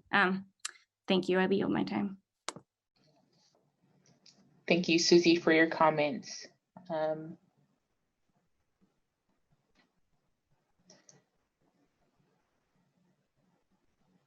There are hands raised. I'm going to go to Alex Goodlad, I think. Alex Goodlag, if we can enable his mic or their mic. Testing. Okay, yeah, it looks like you can hear me. So I guess I want to talk about a few things, and sorry for, I guess, bouncing through the subjects. So I want to first mention the sheriff's, like just get into the sheriff's track record. So back in November, you had Sean Carr fired for, what effectively should have been a DUI charge, but they only fired him, and like he had countless other sort of abuses that were pending but didn't get addressed. And I'll talk about it more, on my blog. I'm want for sake of time. And then also I want to talk about, you know, the sort of what went on with the protesters. So, and that kind of rests partially on the sheriff, partially on the county commissioners. They evicted the encampment. I understand, you know, the public safety issues, though. My issue is the communication of it. They told us to leave June 9th June 12th, and then changed it to June 9th. I know, and you know, people act like I don't know, but I do know that they enforced, you know, different county codes. They enforced the curfew and the illegal encampment, and made it confusing unnecessarily. You know, they could have made a better statement that made clear what exactly they're enforcing from the beginning. And I want to mention also, like, because this is to do with the sheriffs as well, they made a press release, Bloomingtonian put it in an article June 10, and I want to read what it says. It says, you know, during this time, it basically is very, very mean to homeless people, and it just mentions that they're homeless, and I think that's kind of a what's it called? It's just, you know, homeless phobia. And okay, that was the end of the 2-minute time. We're going to move through everyone's comments first, and then we will allow folks to revisit if they have additional comments. So at this time, Fabiola Calvo, we can enable your mic, please. Hi, my name is Fabiola Calvo for the record, and I just wanted to say that this meeting feels restricting and limiting. I know others have said it already, I just can't get over it. And it just feels like you guys are saying, hey, we value you, but we only value you with these conditions that we're putting on you. And anyway, my comment is short about this. I don't know what topic it refers to. I feel overwhelmed, but if we're reallocating funds to other places like social services and things like that, that's great. I just want you to consider maybe hiring, if you aren't hiring police officers that are bilingual, then maybe consider hiring a teacher that could maybe teach the officers. You know, I know that Spanish and English aren't the only languages, but we could start with Spanish, because if an officer is called to a scene and this person is not comfortable speaking English for whatever reason, it's going to be easier for the officer to take advantage of the situation.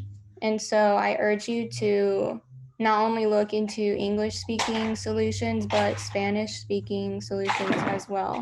Thank you. Yes, thank you, Fabiola, for your comments.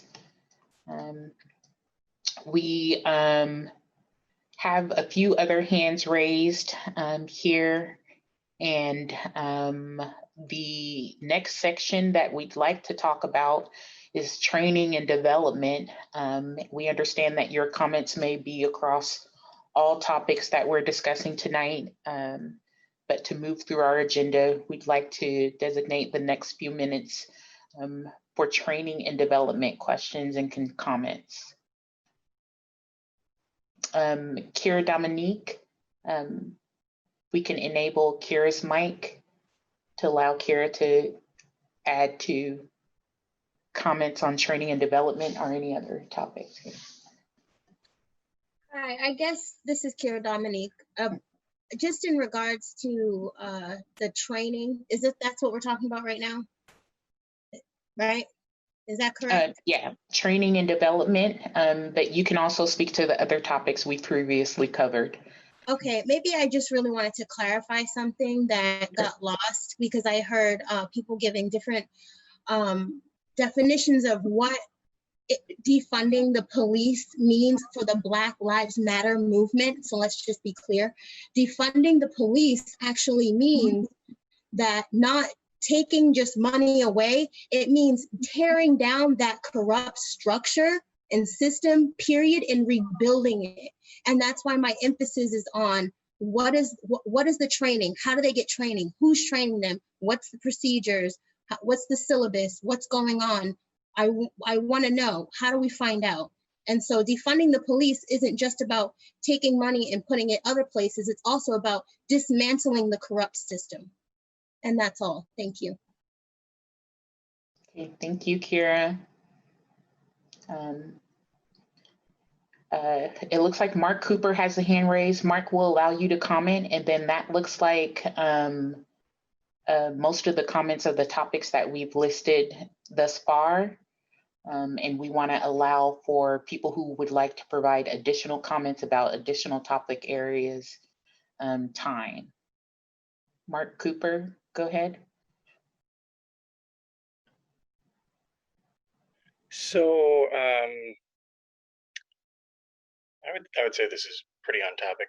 So of deputies and officers across the various forces that serve Bloomington, police, sheriffs, IUPD, state police, etc. What's the rough percentage of them that beat their spouses? And how often does that get brushed under the rug?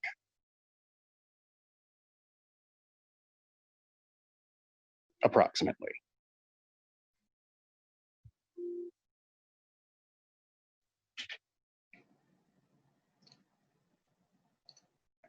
Mark, you have about 1:15 left to discuss the specific questions and data related to the sheriff's office and deputies and officers. How many domestic calls at deputies' homes are there? And yeah, so at this how many of those get brushed under the rug? Approximately. Just a question. Anyways, thanks. Okay, Mark, thanks for your question. That's on the record, and for bringing attention to that concern. There's a hand raised here from Abby Ang. Abby, you want to go ahead? Yeah, my comment was, my name is Abby Ang for the record, and my comment was actually about an earlier, I had my hand up for the reallocation of resources, and I just wanted to do a plug for the kind of work that the Indiana Recovery Alliance is doing in terms of harm reduction. When COVID happened, I did send an email to the sheriff's office about providing naloxone to people who may need it as they leave the jails, and I never got a response, which I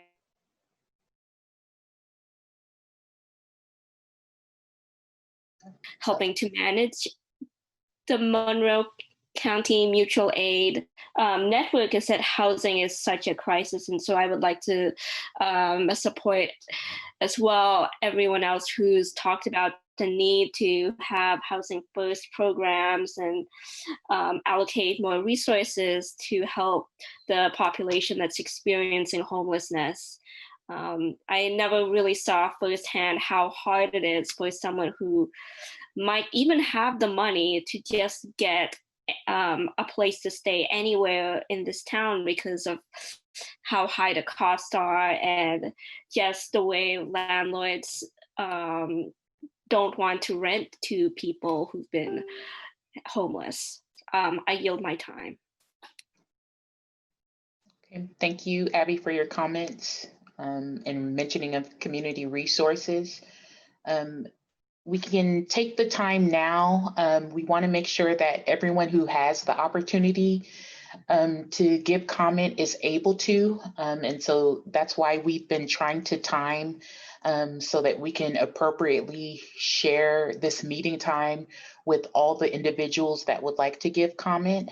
But now that we've gone through the list of folks who've offered comment to the topics to date, we'll go to either the next topic or the next comment. The next topic is dealing with equipment inventory. But folks who have comments on any of the topics that we've covered to date during this meeting, you can feel free to share. Equipment inventory, are there any questions or comments on equipment inventory?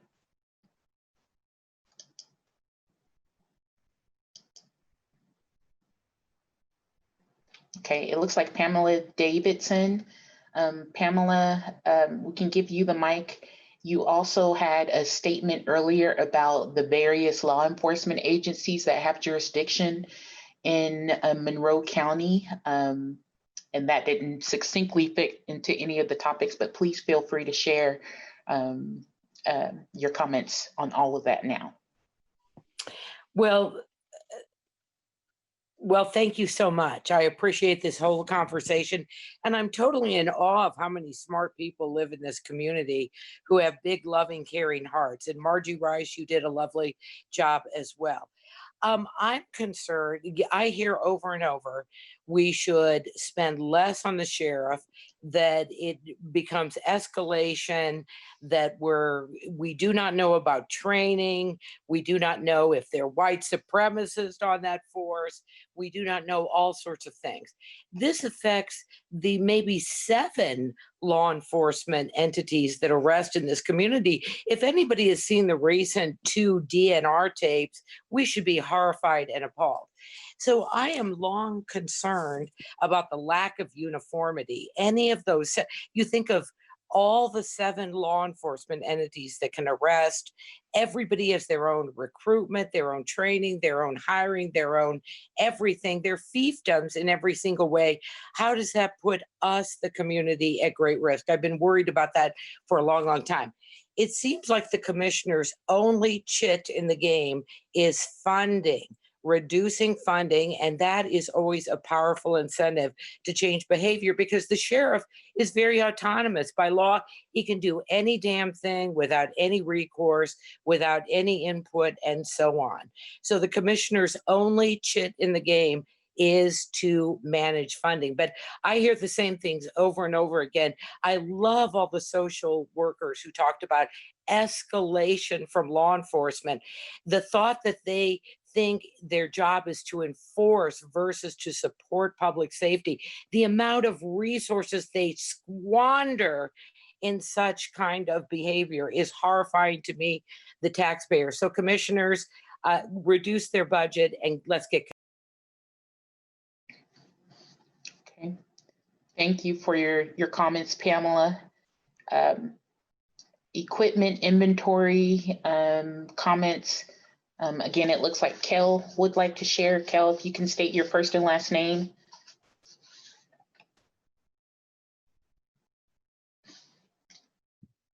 Okay.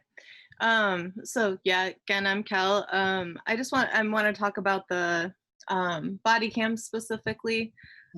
In Bloomington, the only way in which and I'm sure there have been other ways this has come up, but the only way that I personally have seen the body camera footage come up was actually to prosecute a protester for picking up a body camera that they didn't even know what it was on the ground, and then they were charged with trumped up charges.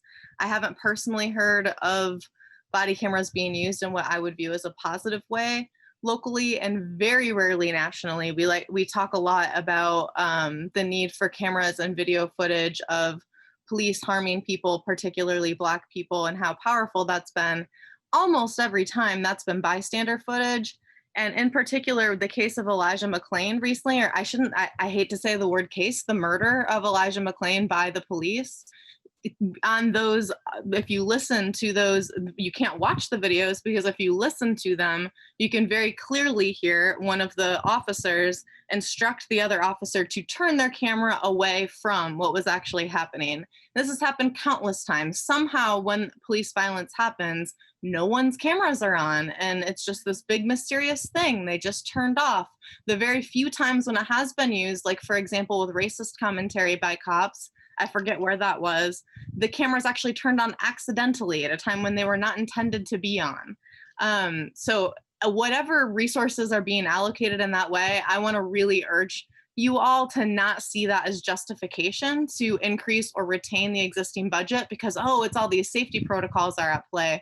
These things are used against people, and particularly against people of color and protesters. They are not used to prosecute the police in the vast majority of instances. Thank you. Thank you, Kel, for your comments. Next on the hand raise is Peter Ruiz. Hi there. My name is Peter Ruiz, again for the record. I would just like to note that at the beginning of this presentation, we were told that within the Constitution of Indiana, the sheriff is only responsible for felony arrests, yet we have a high population of misdemeanors within our jails and within our prisons based off of the sheriff. So at this point, any support from the city council is actually working directly against the Constitution of of Indiana, considering what is in that Constitution, as stated at the beginning of this meeting in the presentation that was given by one of your own officials. Secondly, I would like to state that any use of paramilitary materials, which we have, which our sheriff's department has through access through Bloomington PD, and all 7 of our law enforcement organizations which work within this county have access to paramilitary material, which, if we're looking internationally, is considered actually a human rights violation to be using that against your own citizens, particularly the use of tear gas, which all of our county law enforcement offices have access to. Thank you. Thank you, Peter, for your comments. Next here with the hand raise is Jean Kapler.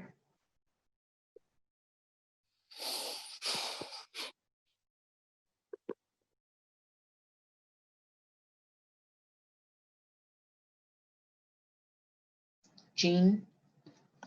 Hi. Yes, I would like to comment on training of law enforcement officers. And one of my biggest concerns about that, and I hope that our elected officials will do some investigation and find out how training proceeds at our state law enforcement academy and training at the local level, is training impacts attitudes that police officers at sheriff's departments have about their views on relationship between the law enforcement officers and the public. And so when there are attitudes that are put out by one of the lead trainers in the United States is this guy named Dave Grossman, and he pushes forward this idea that there are wolves in this world, there are sheepdogs, and there are sheep, and the sheepdogs are the law enforcement officers who protect us people, the sheep, from the bad people out there, the wolves. And that automatically sets up a problematic interaction between law enforcement and anyone that they are investigating or arresting. And if that is the underlying attitude that's being trained into officers, that's really problematic. So I would like our elected officials, as they start grappling with these issues, to really find out what goes into the training and what kinds of attitudes are prevalent amongst our law enforcement. Maybe that's not an issue in Monroe County. We don't know. And I have not been able to find out what kind of training happens at the Law Enforcement Academy. So thanks very much, and I'm done. Thank you, Jean. There's a comment here from Emily Miles. Emily, if you're still on the call. I don't know if Emily is still on the call.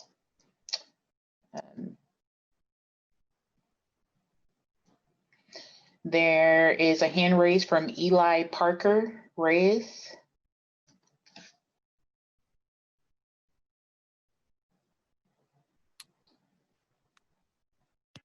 Okay, can you guys hear me? Yes. All right, I was actually in the middle of writing out this in the QA. I was just looking through the questions in the QA regarding the range of topics, including the police relationship to the public and transparency. I guess my overall question is, especially with things like I gotta say I'm a little bit concerned about this answer that Jeff has been giving, is we need to have a transparency data portal where we make all that information available. My follow-up question to that is, when is that database going to be available? Who's going to be responsible for creating it and supplying it? And what is the county's next step if either the deadline or the request for those pieces of information are continually unmet? There has to be follow-up on that information, or it's never going to get out. Like, public information that is publicly inaccessible is not public information. So that's my concern. For any I just accidentally raised and lowered my hand. Don't worry about that. But yeah, like, there has to be follow-up on any solutions, and I just want to know who is going to be following up on that and what will be next steps if this continues to get ignored. Because yeah, I'm going to yield the rest of my time. That was the gist of my question. Thank you, Eli, for your comment about public trust and transparency, who's supplying data and accessibility of information. I see a hand raised here from Danielle Bird. Please forgive me if I've mispronounced the name. Am I on? Okay, hi. I'm Danielle Bird, and I just would like to bring a conversation into this space about the process of serving warrants that the sheriff does. I have my own experiences, as well as people I know very well who have talked about warrants being served in the middle of the night. These are for non-violent offenses. We have warrants, officers coming to people's homes without masks, and with homes where there are children, where there are elders, and I'm really concerned about that. And then, escalating situations, family members are upset. When you come to somebody's home to arrest their family members, and a family wants to ask questions or has any concerns, and they're basically discounted and treated horribly, that escalates a situation. And instead, there's threats made to arrest people who are asking too many questions. So I'm just really concerned about this whole process of the serving warrants, the officers' treatments of family members, and what this does to the public trust and community relations. And for communities of color, particularly who are over-policed. As a social worker, I've had lots of my former clients tell me terrible stories. And until I had my own experience, I wasn't as sure about the circumstances, but now I'm seeing it's a widespread problem. So I'm very concerned about that. Thank you. Thank you, Danielle. It looks as if there is no additional new comments for equipment inventory. There are additional questions that are still lingering from previous topics. And the last topic that we wanted to talk about was Monroe County Sheriff successes. And so what I'd like to do is have that addressed. Oh, it looks like Alex has raised their hand, Alex Rudolph. And then Jana Arthur, I think you had some comments about successes in the community. We'd like to give space to that, and then we'll open the floor for general comments. Okay, Alex. Howdy, can y'all hear me okay? Yes. All right, hey, I'm Alex, pronouns are they, them. So I don't really have anything specific about the topic at hand so much as a complaint that it was even added to the agenda. Earlier at the beginning of the meeting, we were told that these topics were generated based on commentary and feedback from the public. And it just really baffles me that amidst a cacophony of voices demanding, defunding and abolition, somebody thought it was a good idea to create space and time to talk about what the sheriff is doing right. That's not what it shakes my confidence in the council in terms of a desire to actually take meaningful action and do what the people are asking for, B, the extent to which they've navigated and questioned their own ideas about policing and white supremacy, and C, what that path forward even looks like. I don't really feel confident that meaningful action is going to be taken if time during a meeting about community safety is going to be allocated to basically, I don't know, praising a department that has wreaked havoc to many members of this community for many different reasons. So that's all I have to say. I surrender the rest of my time. Okay. Thank you, Alex, for your comments. Jana, Arthur, I'm not sure if you wanted to offer comments about successes in the community. Let's go ahead and enable Jana's microphone. There was a previous comment in the chat, and so we want to make sure that gets addressed. Jana? Nope. Yes? Give me just a moment. I'm having trouble locating the name. Oh, okay.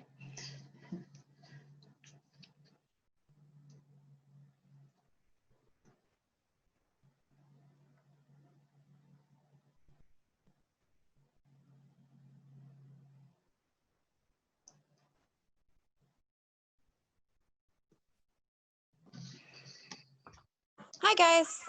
I just wanted to mention that during the occupation on the courthouse lawn, I was very active, and I've worked helping out folks in the community for a long time. And this is not a police success, but rather a community success. Several people that were houseless in the community shared with myself and other advocates that they were 5, 7, 9 days clean from injection drug use. And once the sheriff decided to get rid of the activists, I'm still active in the community with the people without houses, and I'm having them ask people that I'm with for needles and to their drug use. And I'm just really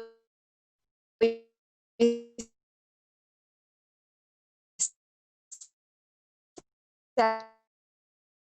I'm not sure because Jana, I'm not sure that the telephone signal or internet signal was strong enough to get through all of your comments. I'm wondering if you'd like to restate your comments in an area. I just wish that we were able to keep having those successes in the community. And I wish that the community would allocate funding for the Indiana Recovery Alliance to continue to save lives. And yeah, it's just really sad that people were doing so well when they had the daily support, and that was taken from them by the sheriff's department. And I don't want to use the rest of my time. Thank you. Okay. There was a portion of your comments, Jana, that was not audible for me, but it sounded like you were indicating that the presence at the courthouse by protesters was helpful for those who might be engaging in substance use or with dependency on substances. I'm trying to accurately synthesize what your comments were sharing, but if you would like to elaborate on your comments, we can have you submit an additional comment in writing. That'll be a part of the public record, or talk again after we get through the remaining folks with their hands raised. Okay, so we gotta think on our feet, but also make sure that we're being fair to comments being stated on the record. Okay, there's comments here, or a hand raised from Nathan Muchler.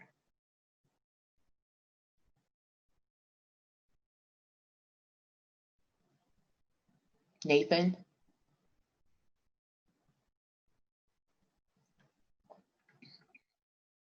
There we go. Thank you. I'm not sure. My timer hasn't started. Okay, there we go. Thank you. I want to speak to a success. The success that I see right now is a success of every voice on this call, and and the success of hearing that my views are not alone, and there are so many people in the community who are just as worried and just as concerned and just as scared of where law enforcement is going as I am. Every voice, this meeting does not let you know you've been heard.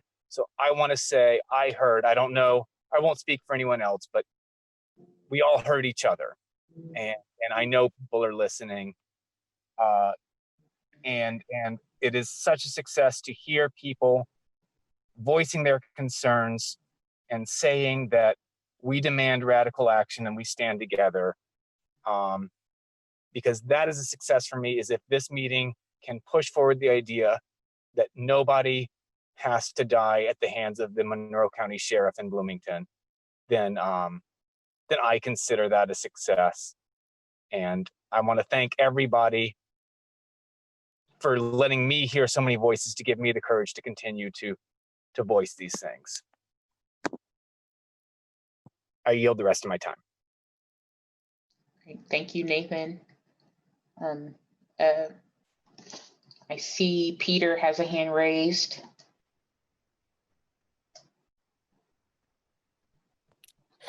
Hi there, Peter Ruiz again.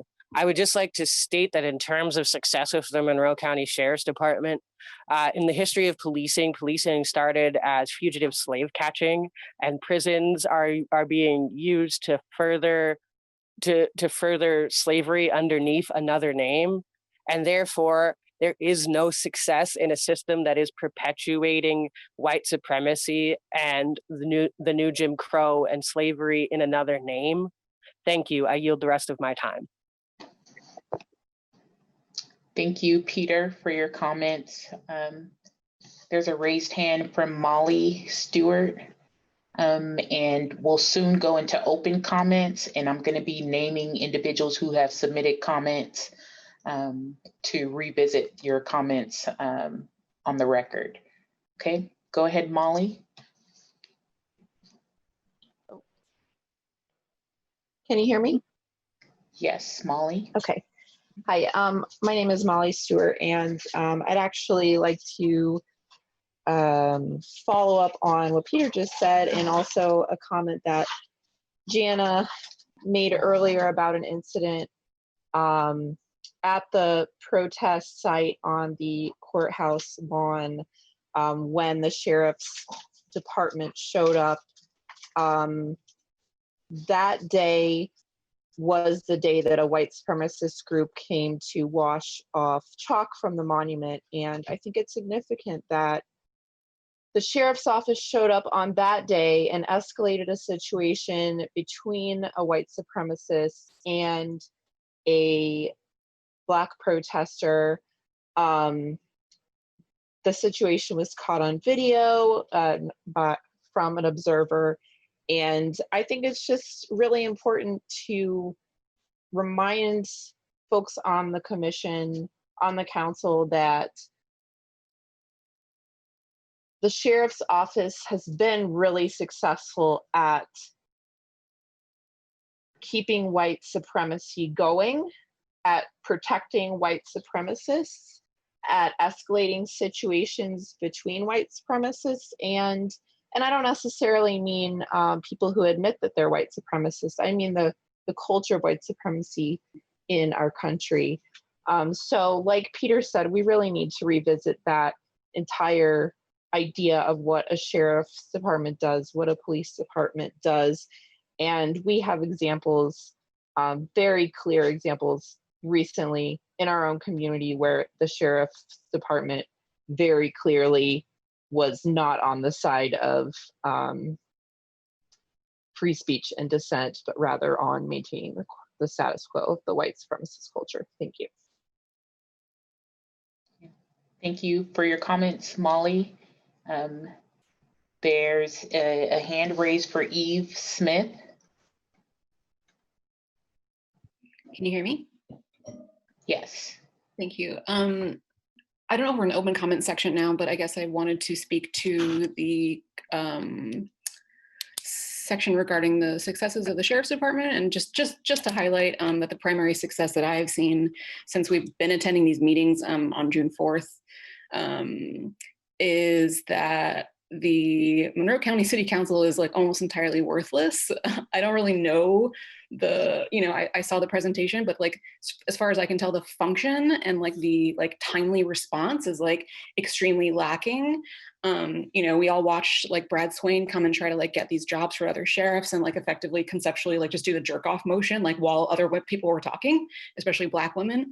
And I feel like all I've seen city council people do on these calls is like clutch their pearls and like roll their eyes. And I just don't like, I would love to know and like believe in my heart that like coming to these meetings is going to like precipitate any kind of activity on their part. But I'm like, I have absolutely no faith that that's going to happen, because there's been so many opportunities for like things to get done and we've been ignored. We're not getting responses. Like, what is happening here? What is the function of this? And also, this is all to say that like, to the people on the call who are raising our voices, and we're here and we're doing it, and we know what it's like and we know what we want and where we want to go. We can do this without them. They have our money hostage, and that's the problem. But we're all out there doing what we want to do anyway. Like, I'm a nurse in this community, and it's like, if the people on this council were like part of my workplace, they would all be fired so long ago for like their absolute like lack of participation in like the culture of like getting things done. So it's completely disheartening, and it's a humiliation on the part of like Bloomington and Monroe County. And just thank you everyone else for like actually showing up. And I trust and love all of you. Thank you. Pass. Thank you for your comments, Eve. I am going to move through the remaining raised hands, and we're going to say that this portion will be an open session. And there are also folks who have listed comments during different portions of the meeting. And during this open session, I will also be asking you to comment if you so choose.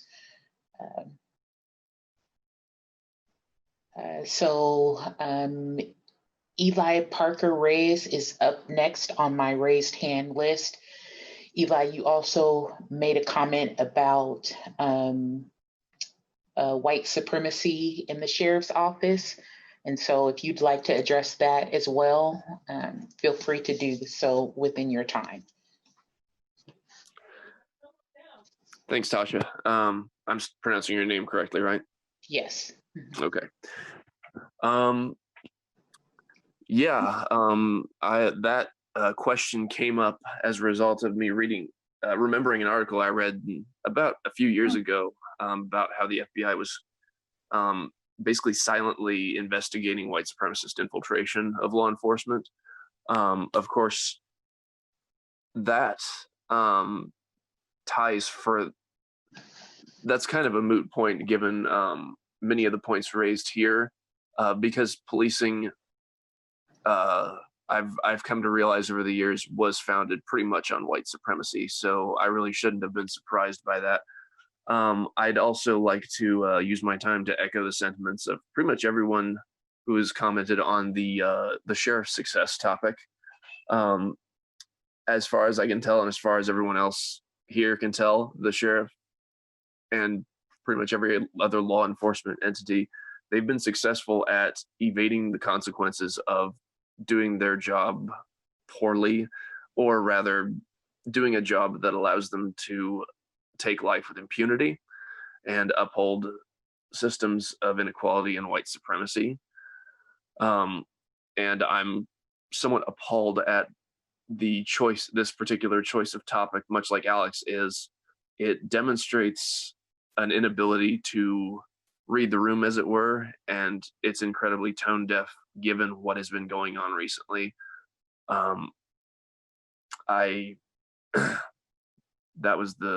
That's the main point I wanted to drive home. Like, what are the consequences of doing their job poorly, or just doing their job rather, when everyone else that does a job poorly, there are consequences for that. Okay. Thank you, Eli, for your comments. Because there are a number of folks who also would like to comment, we're going to move forward with their comments. I want to take a moment to look at a previous comment, Isabel Piedmont Smith, about figuring out how to speak during this meeting. Isabel, would you like to comment on the record? I don't know if that was actually a request to speak, but would you like to comment on the record at all?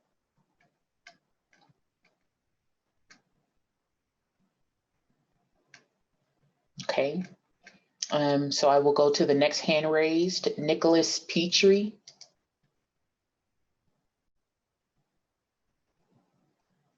Can you hear me? Yes. Great, thanks. Yeah, so this is Nicholas Petrie again. Thank you for allowing me to comment a second time. I did, like I did the first time, want to start off with comments that I hope every council member will revisit doubly. So Molly's comment, all of Peter's comments, and Kira's two comments, as she spoke on behalf of Black Lives Matter. Please review those. And I know I wanted to offer you all some concrete steps to take. I know that that is a big point of this meeting, is to have those steps that we can take together. One such step is that if you as council members do not internalize as fact and truth that the police and policing in this country is based on white supremacy and is based in those slave patrols, those patrols that have patrolled Black and brown and indigenous bodies, queer bodies, poor bodies, then the step that you can take is do not run for re-election. I don't want to see your name on my ballot if you do not internalize those ideas as truth, as fact. What you need to do is do the work as white people. Read the books that are everywhere on Google, on the internet, on social media. Do the work. Read the books. That is your job.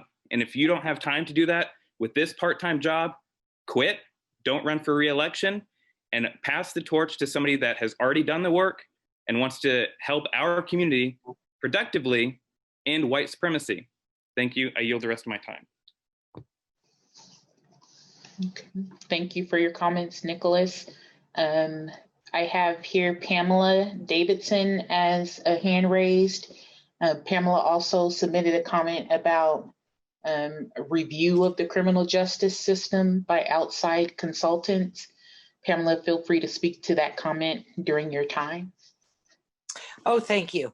Yes, I am curious. The criminal justice review by out-of-state consultants was due this spring. I'm sure with the pandemic it was held up, but what's the status of that? I was also amazed, I'm about the fourth comment to say, that Margie Rice reminded us that the sheriff's responsibility is to jail for misdemeanors. Nationally, 85% of people in jail are there for misdemeanors. The cost to taxpayers, the cost to our overstressed systems, the cost to our ACLU mandated overcrowded jail is insane. Why are we jailing misdemeanors? We know that that is happening. I'm very concerned about the training issue. IUPD, for instance, 6 weeks is all it takes to be an IUPD officer. Even cadets carry guns. Why the hell is that? In Europe, law enforcement people are trained for 2 years and they kill virtually no one. I think we have a big problem right there. The Law Enforcement Academy, which trains most of the law enforcement officers in the state, they start day one, them against us.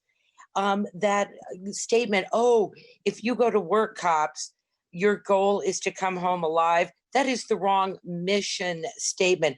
Only 2% of the crime in this county is violent crime.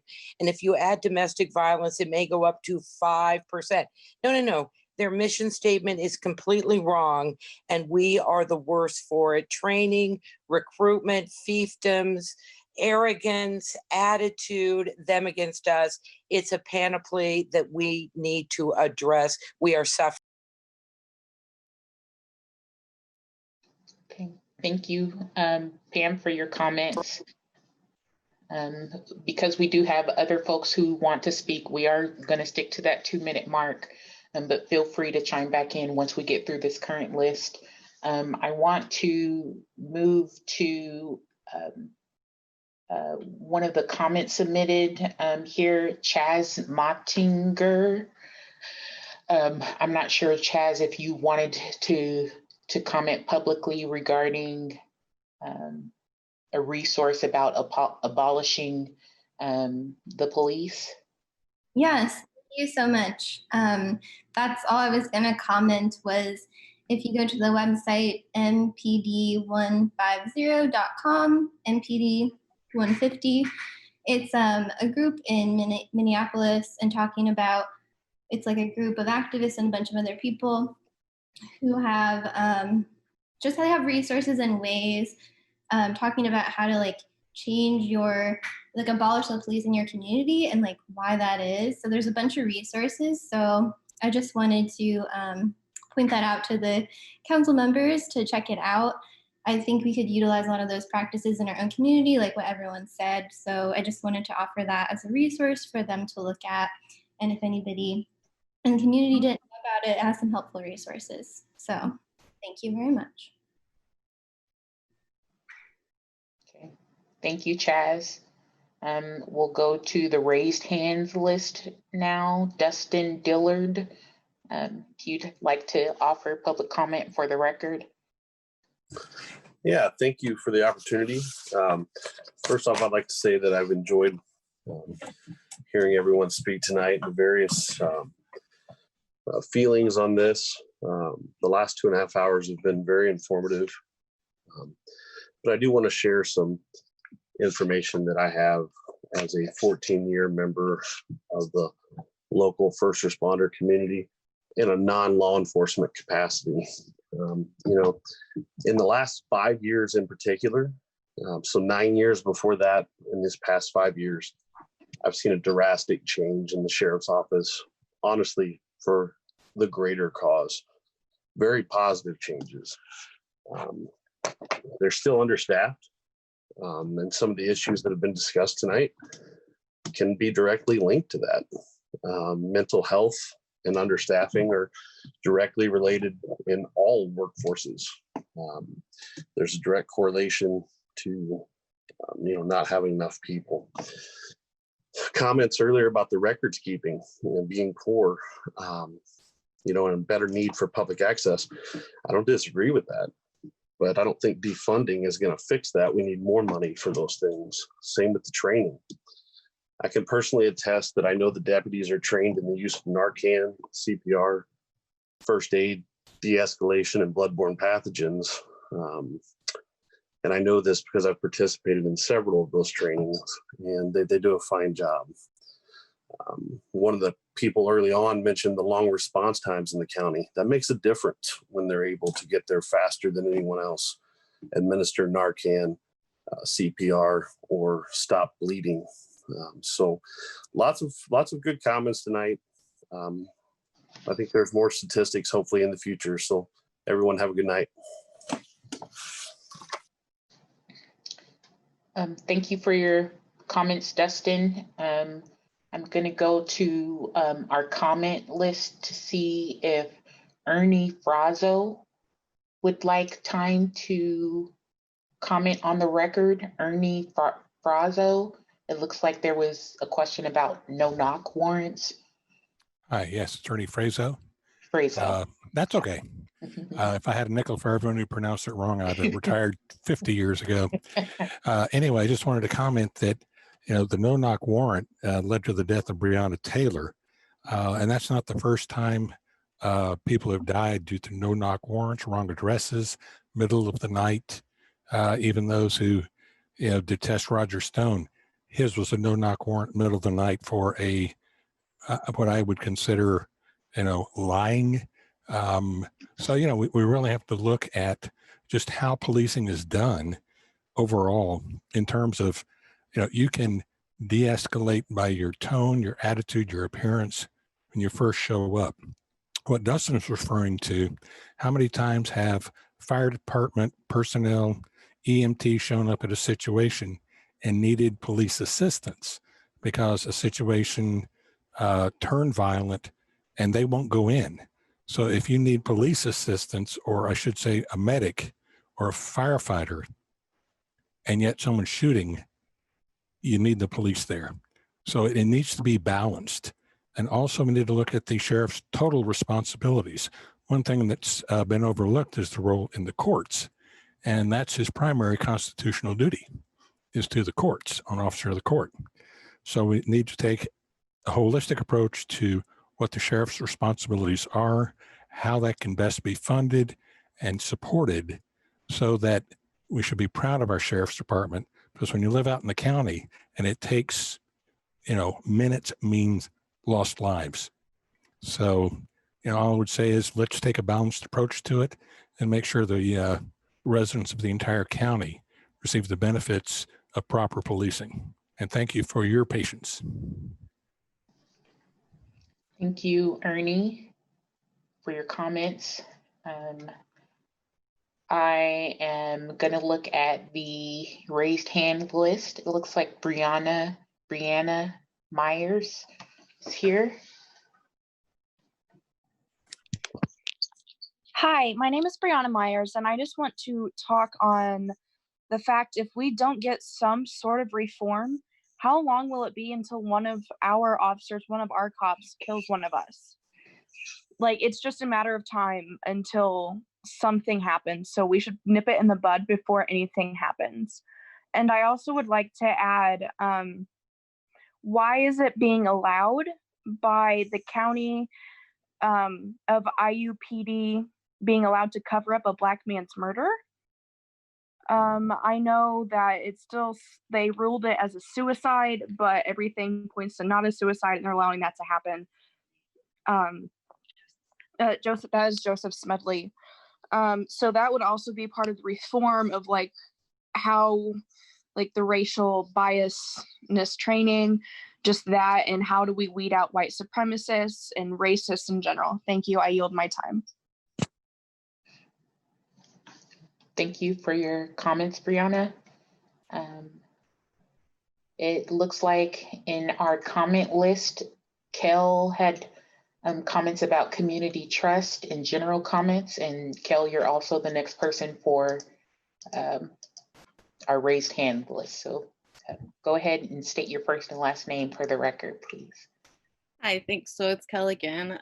For community trust, what I wanted to say is I long ago lost trust in the law enforcement system. I'm more interested in if at the beginning of this, if there was any possibility of this council restoring public trust, as I'm increasingly losing that over the course of these meetings. I'd urge you to stop kicking the can down the road and saying, we'll figure this out later. We'll decide later about the sheriff's requests, passing the buck. This isn't within our purview. We had urged you at previous meetings, get Bloomington City Council on this meeting as well, so that we can actually be talking about this in a more holistic way. That's clearly not happened. Making things more accessible, not shutting down our interactions between people, as people have talked about repeatedly. And I want to, there's some questions that if we had the ability to actually ask you all questions and hear back, which for 3 meetings now over the course of a month we've been pleading for, I would ask, when will you announce your decision about Sheriff Swain's request to break the budget freeze for new hires? When will you announce other substantive efforts to defund law enforcement and reallocate those funds? When will you make space for actual dialogue between the public and the council and sheriff to get these questions answered, as well as the other people who have asked direct questions they can't get answered? And when will Sheriff Swain issue an apology for his behavior at the past meeting toward women of color, particularly Black women? And or when will each of you issue a public statement against those behaviors? And I also just want to say, it took me until about 10 minutes ago and like tons of internet research to even know how to just see your faces, to know how you're responding. And that's a huge problem. We've just been looking at a clock ticking down how much time we have. We can't even tell if you're listening to us, if you're paying attention. I would guess most people on this meeting still haven't figured that out, still can't see your faces unless I just have massive problems with this. And I want to echo what you said. We can do this. I'm a psychologist, Eve's a nurse, many people are social workers. We've got this. Let's do it ourselves. Thank you, Kel, for your comments. There are comments that were submitted by someone who had to leave the meeting. And so I want to see if it's appropriate to read that for the record here. This person stated, I'd like to voice my support for defunding the Sheriff's Department with the goal of abolition. I'd like to echo Sierra's point that any pursued reform should not increase the funding or legitimacy of county law enforcement. I'd like to echo so many others in support of reallocating that funding toward mental health and social services, including the development of non-punitive, non-carceral, transformative justice options. As the process of defunding unfolds, these transformative justice options should be offered to all harmed parties. Thank you for holding this space.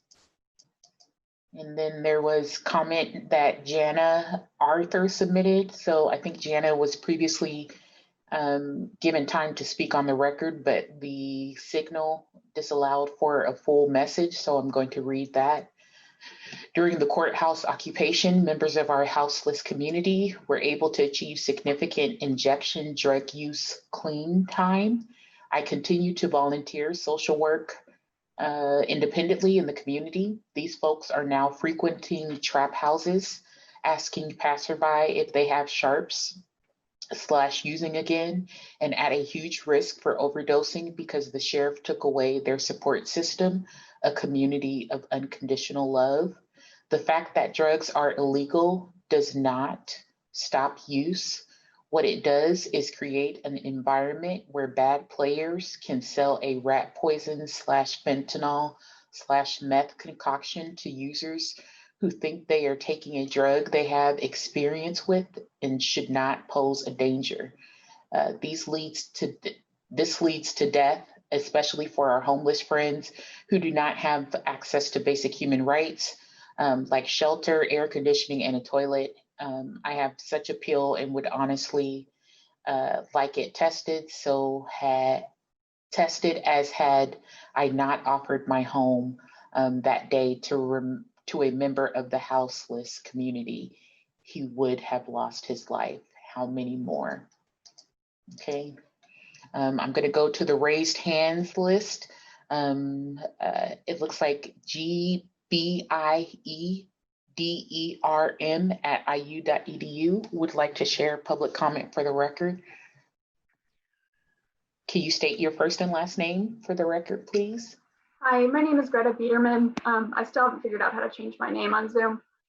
As my open comment, I'd like to boost the voices of those concerned about accessibility and the throttling of our ability to speak to each other during meetings. I very much appreciate that so many public meetings have been available on Zoom, and I really hope that this will continue incorporated into in-person meetings when those resume. With the caveat, of course, that chat and video are enabled so that we can talk to each other on the public record. I'd also very much like to add my voice of support to those looking for funding of social services rather than law enforcement, and wonder how soon we can get started on this. Our request to have this meeting was a month ago, and as far as I can tell, nothing has actually been done in that month. So I'd really like us to get moving on that. Thank you. I yield my time. Okay. Thank you for your comments. There is a submitted comment from Ashley Pirani. Ashley, would you like time on the record to elaborate on your comment with the public? Ashley Pirani.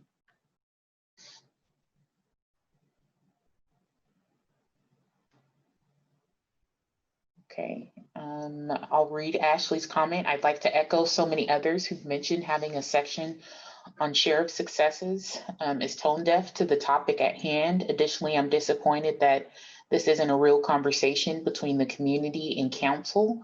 It's a one-way conversation, and we don't need that right now if we're going to progress as a community. Okay, and then we are going to move to Shelby Jade Holshaw on the raised hands list. Shelby Jade Holshaw. Yeah, you got it right. Thank you. So I'm going to touch on a couple things that we have all touched on tonight. The first that I want to talk about is training. So I actually worked with the clerk's office in the Protective Order Assistance Partnership, and I worked closely with the sheriff's office. I mean, it's really upsetting because training is not going to fix the issues in the sheriff's office. I worked closely with the people in the sheriff's office, and there were jokes that were made about people who were suffering from addiction issues. There were disparaging comments that were made about the Black Lives Matter movement. And I've also sat in on trainings that were discussing domestic violence and sexual assault and various intersections that make it hard for people to access the services that they need, you know, like race or immigration status or other identities like that. And that training it was really hard for me to be in because it was like I was in a room with high schoolers. The sheriffs were laughing. They were not paying attention. They just didn't care about what we were talking about. And I think that is a big disservice to our community. The second thing that I want to talk about is the budget. I spent a lot of time in this meeting looking at the budget and trying to piece together all of the various pieces. So I think I want to just encourage the council to, if you can, make this information more accessible, give us some charts, our pie charts, graphs, and so we can really talk about these issues and see the numbers for ourselves, because we can't even start to talk about defunding the police until we can understand how much money is being allocated to them and specifics about, you know, how much is spent on training, how much is spent on all of this other stuff. So yeah, that's it. Thank you.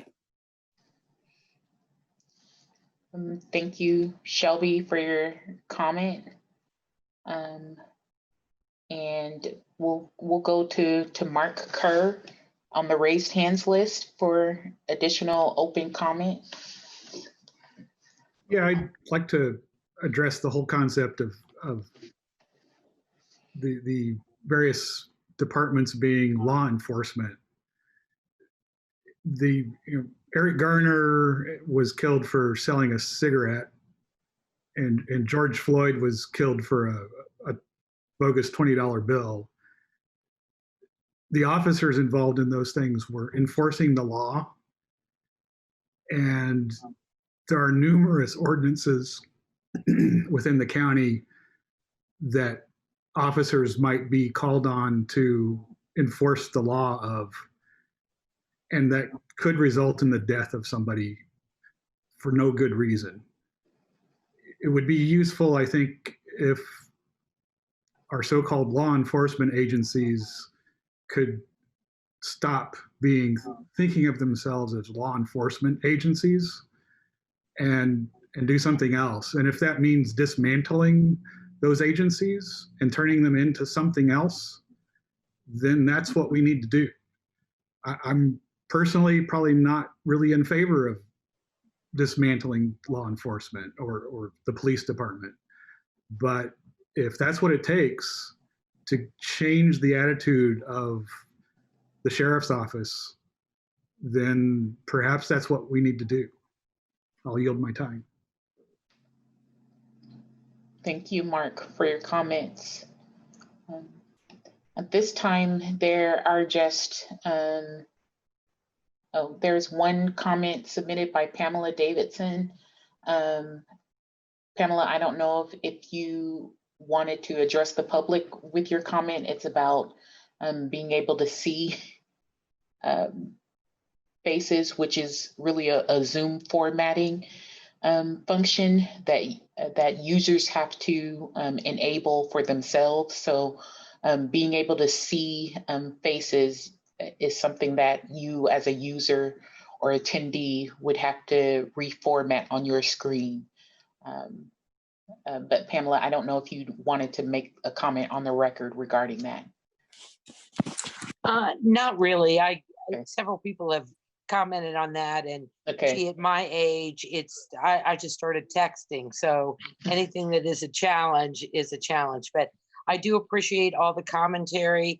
I wish it had felt more interactive and not seeing the council faces made it look that way. I said in my comment, I'm sure you're not like Connie from Baton Rouge and shopping during the school board meeting. I'm sure you're not Connie. But it makes you feel very disconnected, and it was a challenge to figure that out. Kudos to the youngins among us who could. But thank you for the opportunity to exchange. I appreciated the whole thing. Thank you for your comments, Pamela. Okay, so it looks like raised hand from a user that says sees in the past. It looks like if we can get you to state your first and last name for the record before commenting. Hi, my name is Annie B. Okay, great. Thank you, Annie.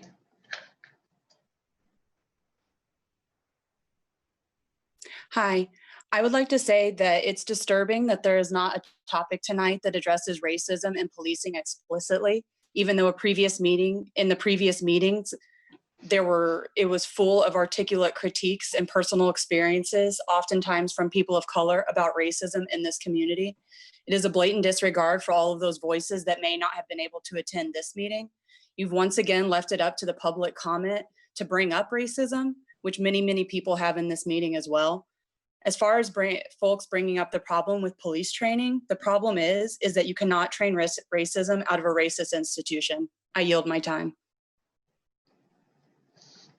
Okay, thank you for your comments. There is a comment from Susie. I don't know if you wanted to state something on the record regarding the ability to view on the Zoom webinar in particular. Susie, did you want to make a comment on the record, or were you just submitting that? I'm happy to make a comment on the record. This is truly just repeating what has already been said a number of times. The structure of this meeting, it was presented and apparently designed to be a conversation. A conversation, by definition, has more than one participant. At this structure of this particular conversation is where people who are using their computers as members of the public can see the physical facial responses of council members, which yes is helpful, but we can't see each other's faces. We also I personally, as a member of the public, have been frustrated by the lack of response to questions. Thus, this is just like an opportunity for public comment, I suppose. But additionally, because this meeting was created and formatted in Zoom as a webinar, I assume that was to prevent Zoom bombing and intrusive participants. Actually, people on phones, who I know quite a number of the people who are participating right now are using their phones, cannot rearrange their view to see you all differently and actually see your faces. So by virtue of the way that this particular group chose to present this meeting and what they chose to do with the programs available, this has limited our participation and also our ability to observe your responses. something to consider for the future. I know you all have a number of folks who work in the county and in the city who do technology work specifically. This was not a great format for a lot of reasons. And I think the public has felt really restricted in our participation. Thank you. Thank you for your comments, Susie. We have a raised hand from Alex Rudolph. Alex, you could state your name for the record, and then provide comment. Sure, Alex, they, them. I also go by Riley. So I just want to preface this comment quickly by saying I haven't been here for the entire duration of the meeting, but I have been here since the public started giving sort of commentary on the pre-designated topics. To the best of my recollection, you know, there have been dozens and dozens of unique individual people asking for everything from reform to total and categorical abolition, with the underlying sort of sentiment being the sheriff's department is terrible and they do not keep anyone safe. Well, yes. So meanwhile, there have been all but two people speaking favorably of the sheriff's office, and both of them are directly involved. I think that really says a lot, because this meeting was billed as sort of a special session for community concerns in law enforcement. Where are the sheriff's cheerleaders? Where are the people from the community who feel so strongly that they, there's no one here clamoring for that. And I really think that the council needs to listen to that and take that, into consideration moving forward. The answer isn't more deputies. The answer isn't more police. The answer is abolition. Thank you. Thank you, Alex, for your kind time and comment. Kira Dominique, if you want to state your first and last name for the record and provide your comment. Yes, thank you. I just wanted to ask a quick question. Is there a law that I'm not aware of that says we can't generate connections and support for one another? And if not, can you kindly open up the comment section, not so much the chat, so that we can network with each other and, get support from one another? Because I feel like, for the ones who want to, of course, because I feel like we are supporting each other. And I'm not feeling the support. And I disdain the fact that we keep calling this a conversation, but it's not a conversation. We're just talking at you, and it feels like we're talking to a brick wall. And I understand that you guys have your strategy, but you're also like deflating our strategy to kind of like gather as the people by shutting down the open comments. Thank you. Thank you, Kira, for your comment. If Peter Ruiz has comment, go ahead and state that for the record. Hi there, my name is Peter Ruiz once again. And I would just like to state that at the beginning of this meeting, the structures laid out about county government was that the people were at the top. If our elected officials are not responding to us, that means that you are directly not working for the people. And in fact, the structure of this meeting has inherently recreated the oppressive structures that we are trying to dismantle when we're talking about policing. You have put the burden of education and conversation on the people who are being directly affected by policing, rather than opening up a dialogue in which we are working together to dismantle white supremacy, to dismantle police brutality. I would also like to note once again that this structure is ableist and does not allow for folks of differing abilities to engage in this conversation in any meaningful way. I would also like to state once again that if you aren't defunding the sheriff's department and the other offices involved, you are not doing the will of the people. In every single one of these meetings, the majority of the people have been talking about defunding the police because the police are a racist institution. How many Black bodies have to die before you can get up and actually take a stand? All of the blood of these Black individuals is on each and every one of you council members' hands, because you have not stated that you are actively seeking to dismantle the police, to be abolitionist. What you have done is inherently white supremacist. You're each white supremacists. And so when we engage in this conversation, we are talking about you. That is what this has become. This is no longer a conversation with the people and their officials. This is with the people and white supremacy. That is what you have created by your actions. Thank you. Thank you for your comments, Peter. There's a raised hand here for Eve Smith. Eve, if you want to state your first and last name for the record, and then provide your comment. Thank you so much, Tasha. Eve Smith here. First of all, I wanted to say thank you, Tasha, for all of this work that you're doing for us to keep us sort of like on track and, you know, propelling forward and not just sort of like stagnating. You know, it really helps, I think, for us to have like this mediary. So that was a good move on whoever, you know, whoever put that together. And if they're not paying you, please drop your Venmo. I will send you money. So I am a nurse, like I said, and what I also have done for the past decade or so is like specialize in stress and trauma and coping in dysfunctional families. And so what I'm sort of like grappling with personally is like just what I imagine to be a kind of lack of, you know, possibly imagination on like the part of like the city council people about what really this world that we all live in and share. And, you know, we breathe the same air, we walk on the same land, and we drink the Monroe County, whatever public water. You know, what are we up against here? Like, what are the actual fears, I think, you know, I feel like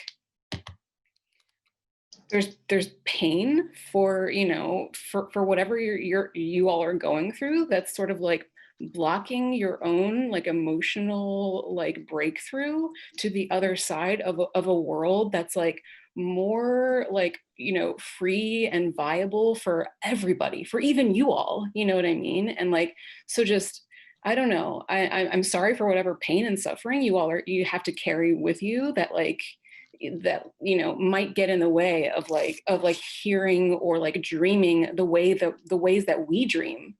And, you know, whatever it takes, just like, you know, you're not alone. It's just like, we're not alone, and we're together as much as like we want you to be together with us, you know, like it helps if we're all in it. Thank you for your comments, Eve. It looks like there is a raised hand from Danielle Bird. Danielle, if you want to state your first and last name for the record and provide your comment. And we are 2 minutes over our allotted time. And so for the sake of wrapping this up, we'll allow Danielle's comment to be the last. And then we will return to our agenda for closing remarks and next steps. Danielle? Yes, am I on? Okay, thank you, Tasha, for letting me speak again. And that's a lot of weight to be the last comment. So grand finale, don't disappoint. Okay, so what I'm hearing some people talk about is, well, first of all, lots of defunding the police, and I completely agree. Lots of talk about let's reroute some of this money. But I just looked up, as an educator, I always look up research and different data, and there's a wonderful article that really points out some things that really highlight some concerns about reform. You know, just body cams, these ideas that if we have kinder, gentler police, you know. So I just want to read something from this article. I believe it's The Guardian. It says the Minneapolis police implemented trainings on implicit bias, mindfulness, de-escalation, crisis intervention. They diversified the department's leadership. They created tighter use of force standards. They adopted body cameras. They initiated a series of police community dialogues. They enhanced early warning systems to identify problem officers. In 2015, they brought in an implicit bias specialist, and they had a 3-year contract for $4.75 million to use data collection, social psychology, police community dialogues, on and on. Okay, so what I'm saying is I want to caution the council and decision makers not to fall into this trap of let's do more training, let's have kinder, gentler police. I think that we need to really focus on reimagining what our communities need, what really keeps us safe. You know, let's look at some data, and it's not law enforcement keeping us safe. Transformative justice is really important, and I really hope that you all look into that and consider that when we think about how we replace the problem that we have with law enforcement right now. So thank you so much.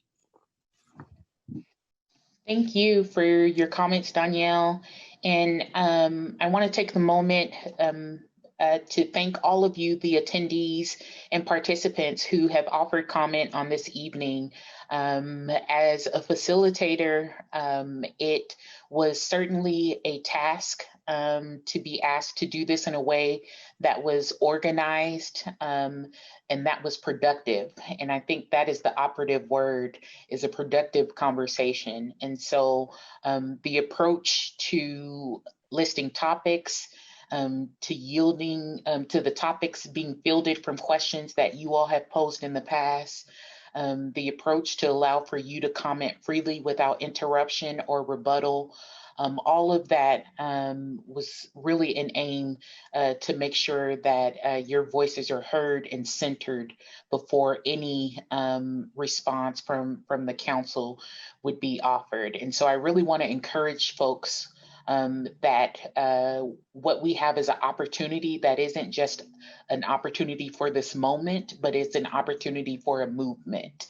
And so what that means is showing up to these meetings.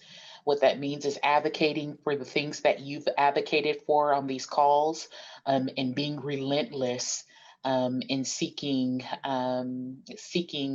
for these changes to happen. And if change is going to be meaningful and sustainable, then it takes time, it takes strategic planning, it takes decision making by council members. And so I don't want you to be discouraged that you didn't hear from council members tonight. I want you to be encouraged that you've offered a wealth of information and resources that the council members now have to build and inform their decision making on. So please know that your words and your contribution to tonight's discussion is appreciated. And again, I want to encourage you to be relentless and persistent about voicing the changes that you want to see and advocating for the changes you want to see. There were comments about accessibility tonight for folks who may be introverts and didn't want to get on the microphone. There is opportunity to still offer comments via email directly to the council. And so if you visit the council's website, the council's email address is there, and you can continue to correspond via email even beyond tonight's conversation. So again, thank you for your time, and we're yielding the floor now back to the council president, Eric Spoonmore. Well, thank you so much, Tasha. That was a terrific job that you did facilitating that conversation tonight. And before we wrap things up, I want to take a moment to thank everyone who attended this meeting, and particularly the members of the public and everyone who provided commentary on this very important issue. I found it to be very informative. I learned a lot tonight, and thanks to everybody for educating me. And I look forward to working with the community and with others in elected offices on putting into action constructive ideas that will continue to improve public safety and the quality of life in our county. There's always more that we can and we must do.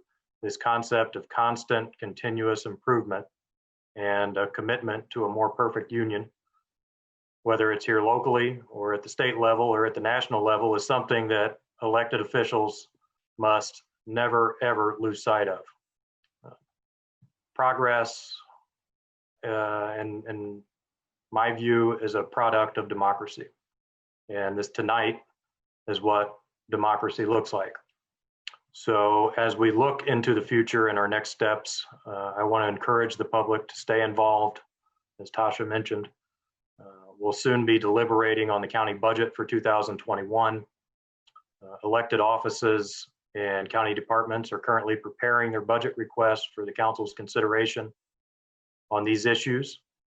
Be sure to contact your elected officials and let them know your thoughts on how tax dollars should be spent regarding public safety. In addition to the county council, other elected officials, including our judges, prosecutor, sheriff, and commissioners, are all involved in these processes.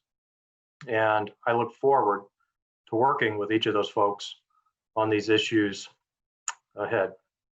And we'll make sure that all of this information is posted to our website if it's not already. I think it is, but the council will commence its budget sessions to hear department funding requests in the second week of September. The public hearing on the proposed budget for 2021 will then take place on September 29th. First reading of the budget will occur October 13th, and budget adoption is planned for October 14th. If you have any questions about how to get involved in these processes, please contact me or the county council office. We'll be happy to assist. So again, I want to thank everyone for being here tonight. I look forward to all the work ahead on this. And I want to just kind of check around and see by show of hands, does anybody have any statements or comments they'd like to make? I see Mr. Iverson's hand. I'll make it brief. I know we've been here a long time, but I wanted to especially thank every single one of you that did speak up. And I think it's very important that we heard from you. And I want you to know that even if you weren't able to see us, we were taking notes. I know I was taking plenty of notes, and I saw my colleagues doing the same. So your voices have been heard, and we will be working towards this. So thank you for showing up tonight and speaking your truth. Mr. Deckard. Thank you very much, Mr. President. And Latasha, I want to thank you very much. We're doing very well in this discussion, what we struggled with in our last meeting, and you allowed a lot of folks to get to talk tonight and to share. And for folks that shared, I want to say that I highly detected a lot of vulnerability, a lot of frustration, even trauma associated, particularly trauma associated with this topic and community law enforcement and resources and budget and allocation decisions. And it is very easy right now to think we had just another meeting and this doesn't affect anything and it has no impact. And I get it. I truly get that. And I want to say to you, it is my belief as one member of this council, and I suspect I could speak for others, that the information that you shared and what you are offering that went well beyond this meeting and to other reaches of county government. I can't guarantee that, but I believe that. I believe that in my heart of hearts. Ultimately, I love this community, and I have never given up on this community because we're always a work in progress. And you have helped that. We don't give up on things. And I want to make sure that every member of the community, Black or Indigenous or people of color, that they find that love and that feeling here as well. That's something shouldn't be just me. So anyway, I want to thank you all for doing that. It has impact. Let me assure you. Thank you so much again. Ms. Munson. Yes, I'll be very brief. I want to thank Latasha for doing an incredible job this evening. And I want to thank each and every person who spoke and who made written comment. My role here tonight was to listen. That's what I've been doing. Thank you for speaking to me. Councilmember Wiltz. I too will keep it short. I'm really appreciative for everyone who has taken their time tonight to share with us, and I acknowledge that that's difficult and frustrating in some instances, and so it means all the more for that. I took a whole bunch of notes. The couple of things I have at the end that I need to do work and that I need to acknowledge the truth. And I'm going to have those two things as my mantra for the next little while moving forward. That's all. Thank you so much. I really appreciate the time. Okay, thank you. Anything else from council? All right, we will, thank you again, everybody. We'll adjourn the meeting now. Thank you.